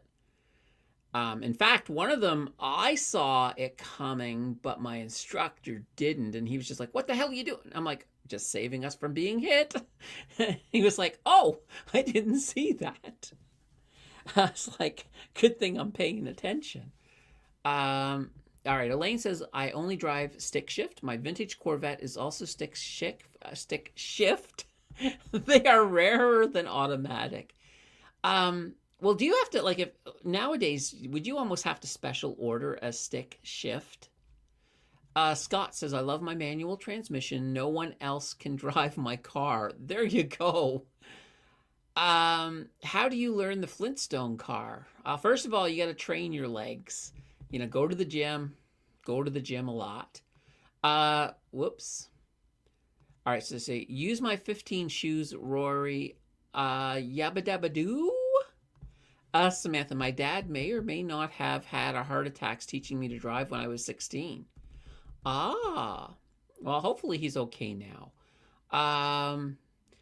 When looking at the TSX stocks that move slowly up and to the right while beating the S&P 500, you'll see a lot of stocks I own. Nice. Yeah, I mean, you know, we're almost there, guys. 6 minutes. But yeah, I mean, look right here, like just to sort of show you guys right now. So if you look here, well, here's the S&P 500. Year to date, the S&P 500, we're sitting at like 14.35%. The S&P 500, sorry, the TSX is sitting at 14.35. The S&P 500 is sitting at 12.79. So we're up a bit. I think the NASDAQ might have overtaken us. No, they haven't. They're still sitting below us, 13.67. All right. Prairie. Sign is displayed while they hold their beginners through intermediate. During intermediate, they must also have a licensed driver in the passenger seat until they have their full license. Oh, wow. So yeah, like here, I guess the G1 would be our intermediate, but you drive by yourself. I mean, it's kind of like having a full license. TT3, I have a manual Corolla. Sad they won't make them anymore. Oh, okay. See, yes, you do. Only certain models offer it. Honda Civic and Mustang and Subarus. That is no of offer the stick shift. In your part of the world, stick is an anti-theft system. No, it's a manual transmission, so where you have a gear shift. GR Corolla is manual. I don't know. Oh, apparently it is, according to Elaine. Let's see, I have BRZ, very fun to drive. Looking at the bond markets also. All right, let's see, the Corolla. The Atom Corolla is not. Later all, getting hungry, says Brian. Well, enjoy your supper. Enjoy your supper. Samantha, I was looking at the BRZ. Have a good one, Brian. Yeah, absolutely. All right, guys, we got the market. It should be opening here in about 4 minutes. So that's not too shabby. So, giving you an idea of what's coming up. So next video, the Tuesday video coming out, is going to be XEI. So we're taking a look at XEI. It is a more growth-focused ETF, but I think it's a perfect one for balancing off some of your high-income ETFs. If you're trying to hit that, growth income portfolio. So I really like XEI. After that one, it is the update on the AI one. So the 3 different AIs got to pick a portfolio. We're gonna look and see how that all went. We're gonna compare and contrast them all together, come up with a winner, crown someone.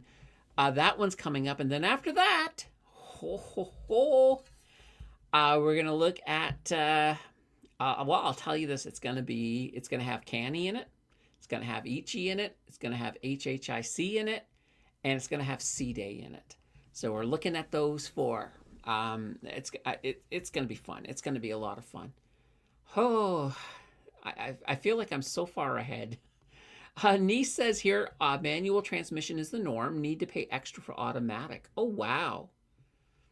Let's see. Candace, G1 is with a licensed driver. It's the G2 where you can drive by yourself, which with some restrictions before the G test, which is highway driving. Oh, right. I get it mixed up. I'm from Nova Scotia, so yeah. So I have the G2. That's going to expire in August. So yeah, that'll be the one that's I guess I'll get pushed all the way back to nothing. I'll have to redo the G1 if I want to do it. I don't want to go through all that again. I really don't. Toyota GR86. 4 more minutes. 2 more, actually, about 1 minute now. Not fast but fun. Great at handling. Let's see. Nice, they still upcharge for automatic even when they don't offer manual. Oh my gosh, that's terrible. Mazda Miata MX-5 still available with a stick, I think. All right. Oh, cool. Oil trying to test upwards. Uh-oh. Well, yeah, that could be. Pathfinder, do Teslas need a big upfront payment or subscription for self-driving?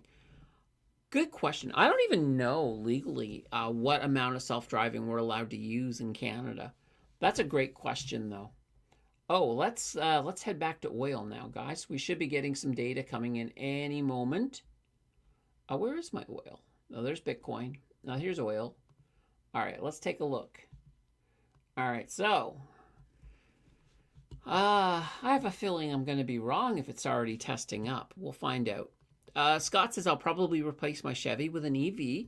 I still get the Porsche for fun drives. Oh, there you go. Very, very cool. Okay, so now it's just a matter. We're at 6, so we should get some movement here pretty darn soon. We might already have movement on gold. We do. Let's take a look at gold and see if I was right on gold. Oh no, we don't have anything yet showing up on gold. All right. Oh, wait a minute. No, it actually came right in. So it didn't gap at all. Because yeah, here's Sunday, right in here. So gold fell right in line, but it has started to move up a little bit. So, okay, there we go. Brent, I didn't do Brent, but Brent you're saying is up. Let's see if I can get Brent. Yeah, right here, like it jumped up a little bit. So yeah, well, if it went up, I wasn't thinking it was going to go up too much. Yeah, WTI right now, we have not yet got, I should have went with Brent. Oh, now it started to move. All right, WTI, no, oh, here it is up in here. You can't see it. Yeah, it went up. So there we go. So it went up a little bit. I was hoping it wouldn't. I really kind of wanted to see it stay a little flat, but I don't think it's going to be that dramatic. And that's fine. That's fine. Oil, what can I say?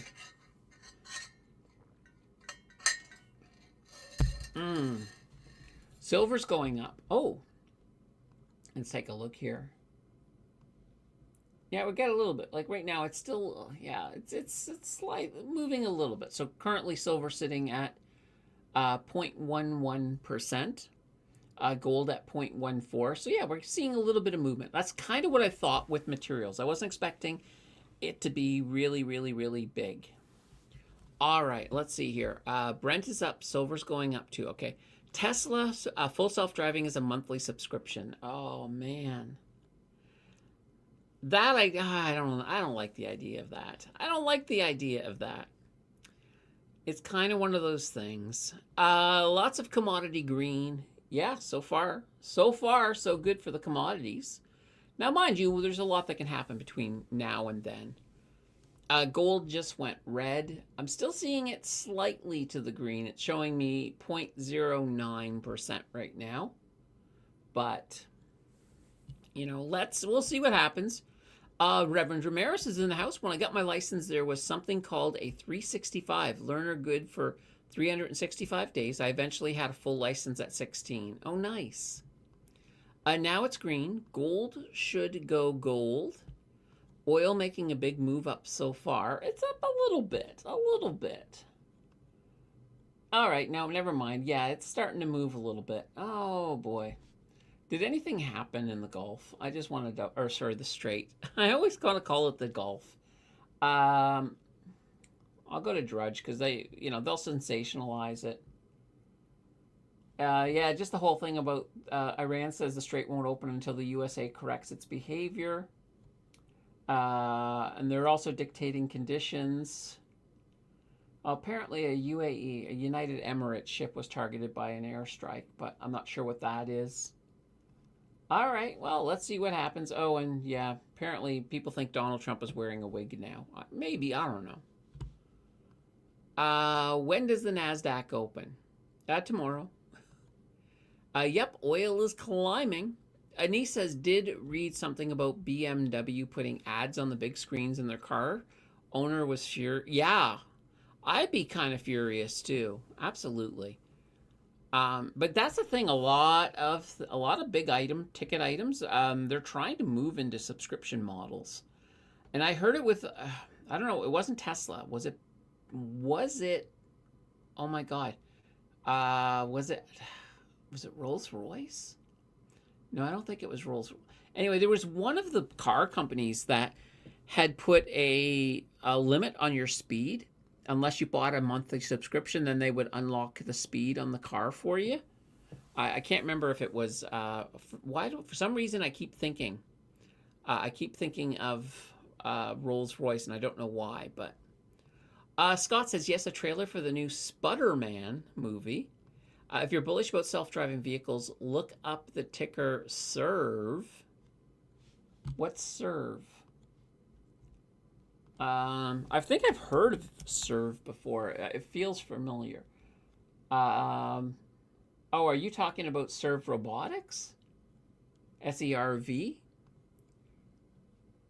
Okay. It's down a little bit, but what do they do?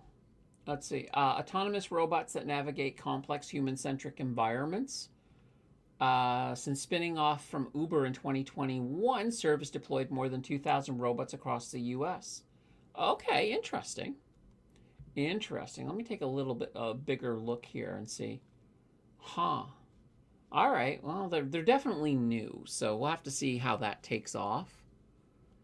Spudderman Potato Power. Let's see. Ads in cars now. I'll stick with my 2014 Ford. I missed my Saab 9000i 1983. Mid-10 cars are goated. I did hear that. Speed and horsepower locked if you don't pay extra. But what make was it? Why do I and I think whatever it is, I think it's they got rid of it because there was so much public backlash against them. Let me see if I can find out who it was.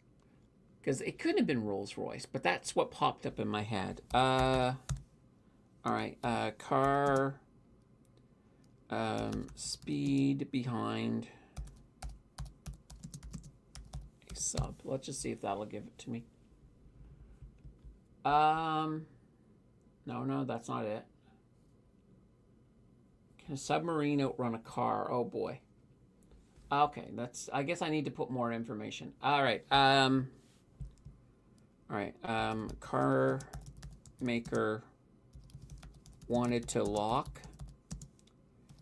their higher speeds behind, let's put this here, behind a subscription. Who was it? There we go. That should be more clear. Oh, it's Mercedes-Benz. Yeah, I knew it was one of the luxury brands.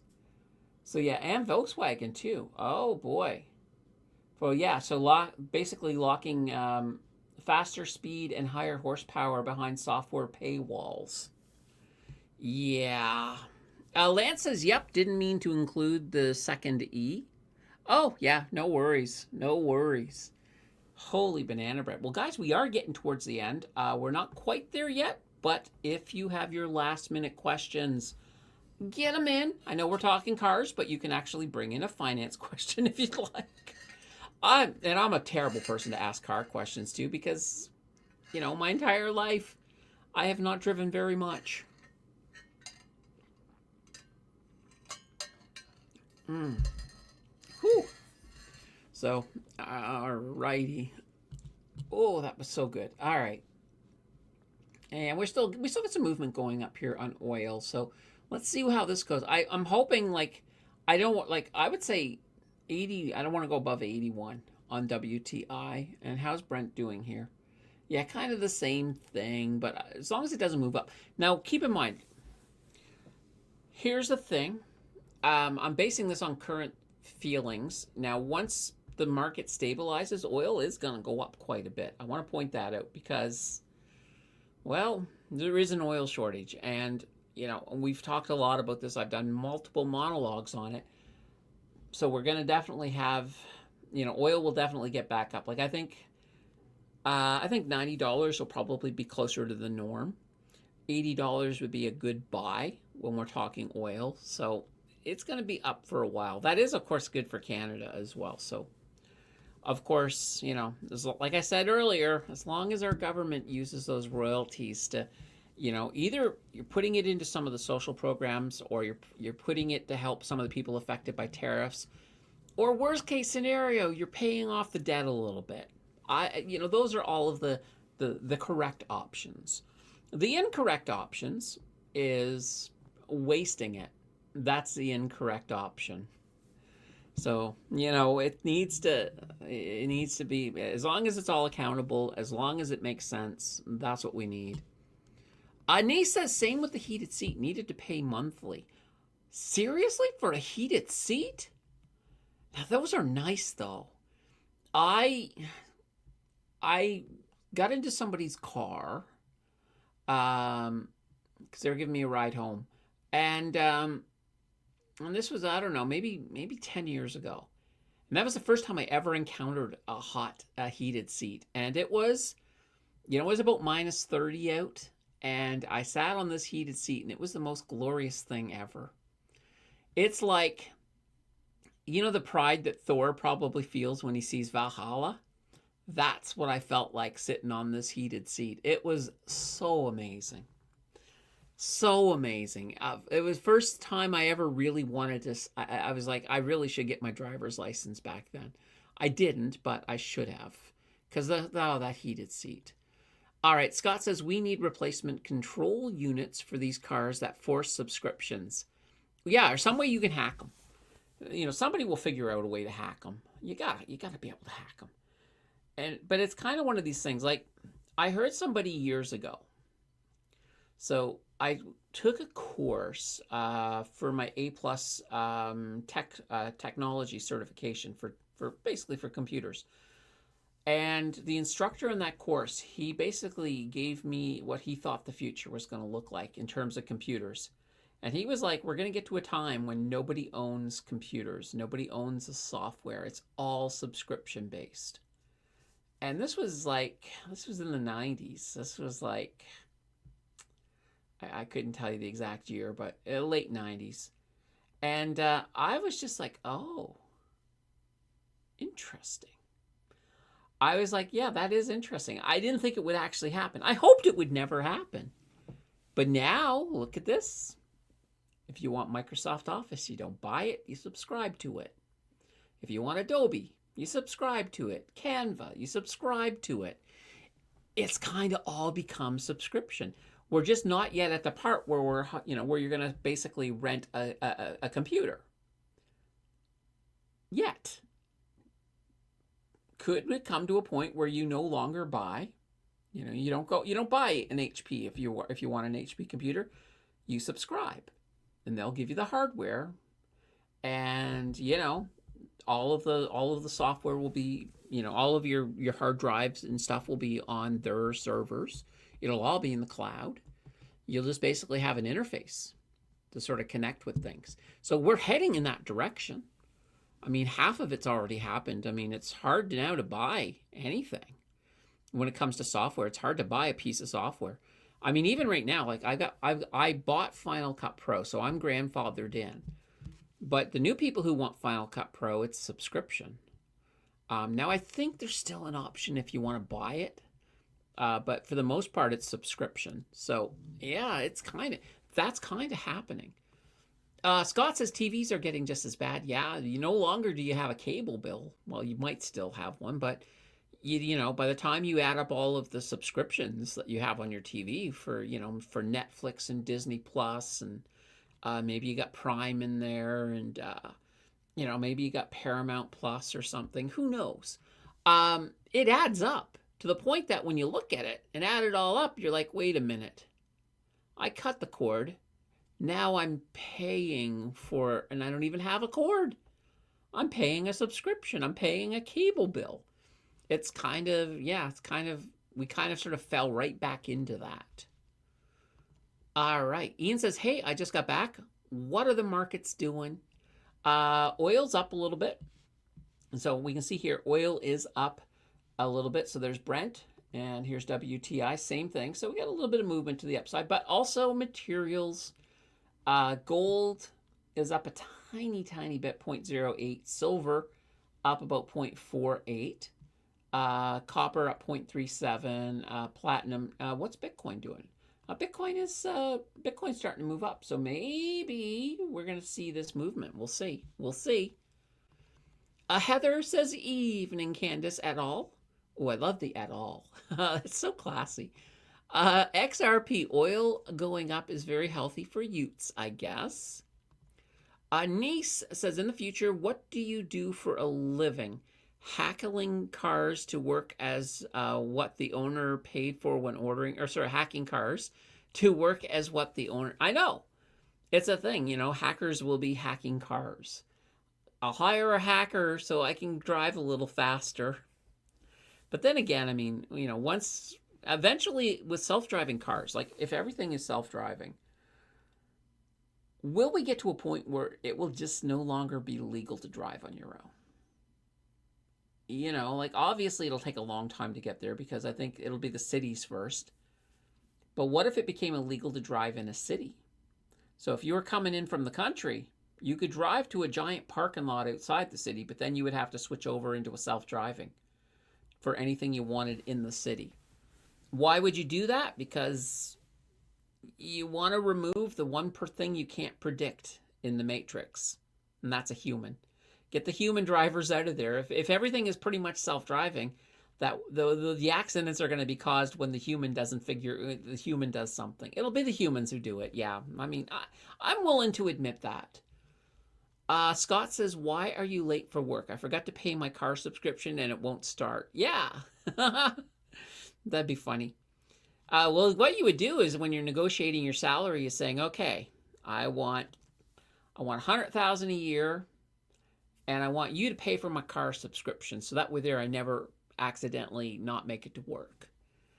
All right, Ian says, so are we thinking green tomorrow? Real red, I guess. No, so real, I guess red would be better because tomorrow is dividend day.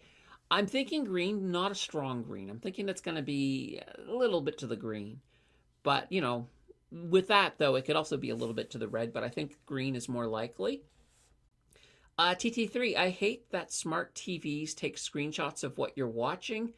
I used to use my TV as a monitor. I stopped that. Oh, really? My smart TV is just not smart enough. I've never seen it take a picture, but yeah. Scott says, I mean companies like Samsung requiring you to create an account just to get to where you can select an input. Yeah. Let's see. If oil moves up too far, Trump will cry to remove Russian tariffs. Yeah, I mean Trump will mess things up, but just give him time. I'm just hoping though he doesn't mess anything up for. I mean, heck, if I'm going to be greedy, if he could just be quiet for the rest of August, that would be fantastic.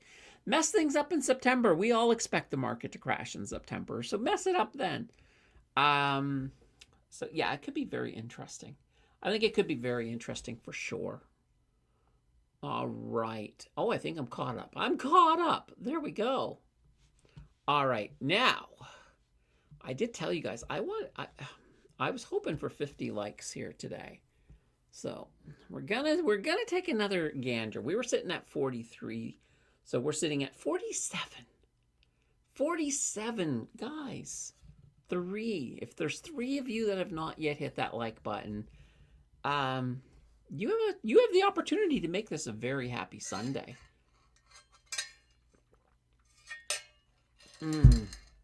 That's really good. I'll check as we get to the end. We got about 10 minutes left, so hopefully in 10 minutes we can pull up 3 likes. Oh, it's hilarious. So I refreshed the test box. And I just looked over, and the test box is saying starting shortly, and the countdown's going. So I'm like, oh, it totally refreshed right to the beginning of the show. What can I say? Samantha says if I could like again, I would. Yeah, I know. I appreciate that. Income investing says 48 now. Ooh, all right. I'll refresh it again. Of course, it might restart the countdown. No, it now put me back to normal. No, it's still showing 47. Somebody probably unliked while you were hitting like their income. Let's see. Boring with self-driving. We need a double like button. Well, you kind of do. If you're on mobile, you have a thing called hype. Now, this only works on mobile. So on mobile, you can hype, like you can hype a live stream, you can hype a video. So what it does is it's a way to give extra exposure to smaller channels. So I've never seen hype in my life. I've never seen it. I know somebody's hyped me, but I've never seen it per se because I always watch on desktop and you don't get it on desktop. But it is an option. I think when you go down towards the bottom where the dots are, I think hype should be an option in there. You only get so many. So obviously only use them if you really, really care about the channel, right? So if it's, if it's your favorite channel, save it for your favorite channel.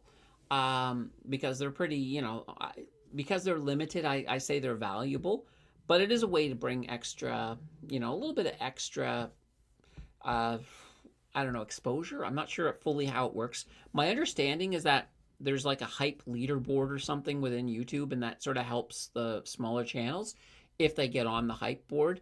But I don't know how, I don't fully understand how it works. Samantha says, I agree. Boring with self-drive. Yeah, well, it would be, but, I look at it this way. I've spent so much time as a passenger, it's no different. Other than I can tell jokes and not worry about whether or not I make the driver laugh. I say this because I have accidentally caused an accident. So it was in Florida. I was driving with this girl. I was telling her some jokes as we were driving, and she burst out laughing, and then she rear-ended the person in front of her. I just couldn't believe it. I was like, oh no. And she says, oh, no, I should have been paying attention. But I was like, I shouldn't have been so funny. I was too funny. Boy. Oh, Bismarcky says we hit 50. All right. Let me refresh the test box. Let me see that big 5-0. There it is. You guys did it. Look at that. 38 in here, and we hit 50. You gotta love it. I hope you're not letting Jill drive. No, that would be, that would not go over well. Now, mind you, if I had a car and there was a big open field, I might let her drive just a little bit, just so she could say she did it. But no. If Jill ever got into a car, there'd be no place would be safe. No place. Like, I would be advising people to find the innermost room in their house and barricade the doors. It would not be safe. So, yeah. But that's fine. Oh, gosh. Whew. Guys, we are coming down to the end here. So Tuesday night, by the way, we are going to be doing after office hours again. So that is for channel members only. But the first Tuesday of every month, I do open it up for everybody. So the whole idea of this, and just to let a few people, if you're not a channel member, I'll let you kind of know what goes on there. Nothing. I call it my show about nothing, but it's whatever you guys bring. Sometimes we go off on tangents. Sometimes we go off on a theme. Like we've had one show where we talked about birds the whole show. We had a cat themed show. We've also had a show about taxes. So it really comes to whatever you guys bring. I always say this with the after office hours. It's like, it's your opportunity to just sort of shoot the breeze. Or if you need extra help, then that's a perfect time to come in and it's like, Candace, can you explain to me how this works? Perfect. I love it. So we got lots of things that we do in the after office hours, but that'll be Tuesday night. That's at 7 p.m. Eastern. So if you are not a channel member, just hang around long enough and be active in chat and you might win one. Or, it's basically a channel membership. I keep it low.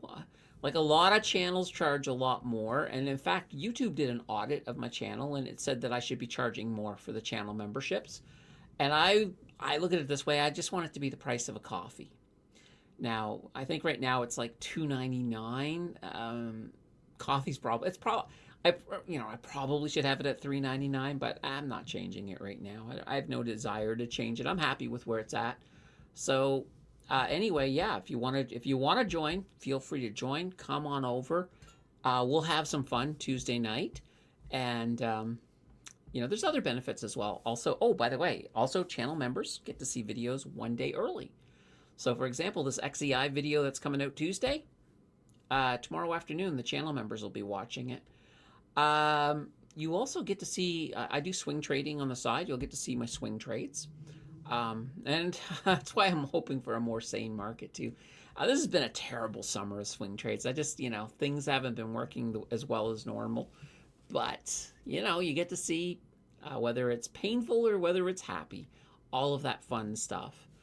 All right, let's see. Ooh, TT3 says smart TVs using automatic content recognition typically take 2 screenshots per second or about 7,200 per hour while powered on. Wow, that's interesting. I'll tell you, I've been seeing a lot more personalized ads, even on the TV, and I'm like, wow. Nice says Ukraine is targeting Russians' Amazon storage buildings. Yeah. I mean, that's another war that we need to get over with one of these days. But so far, and I saw some stuff on CNN the other day too that Putin's thinking about testing out NATO, perhaps. One thing I will say about that article is that if Putin was thinking about testing out NATO, why would it leak?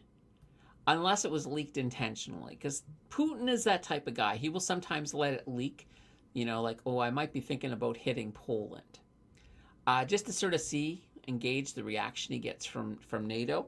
Kind of like when he said that, I haven't ruled nuclear weapons off the table back in the early days of the Ukraine war. Basically, once again, it's just a test to things. And I think that's kind of the same idea. Tony says, my favorite moment was that time someone said that a woodpecker would pick stocks better than you could. That would be fun. If I could get a woodpecker and then have it pick random stocks for a video, I would do that. I really would. That would be funny.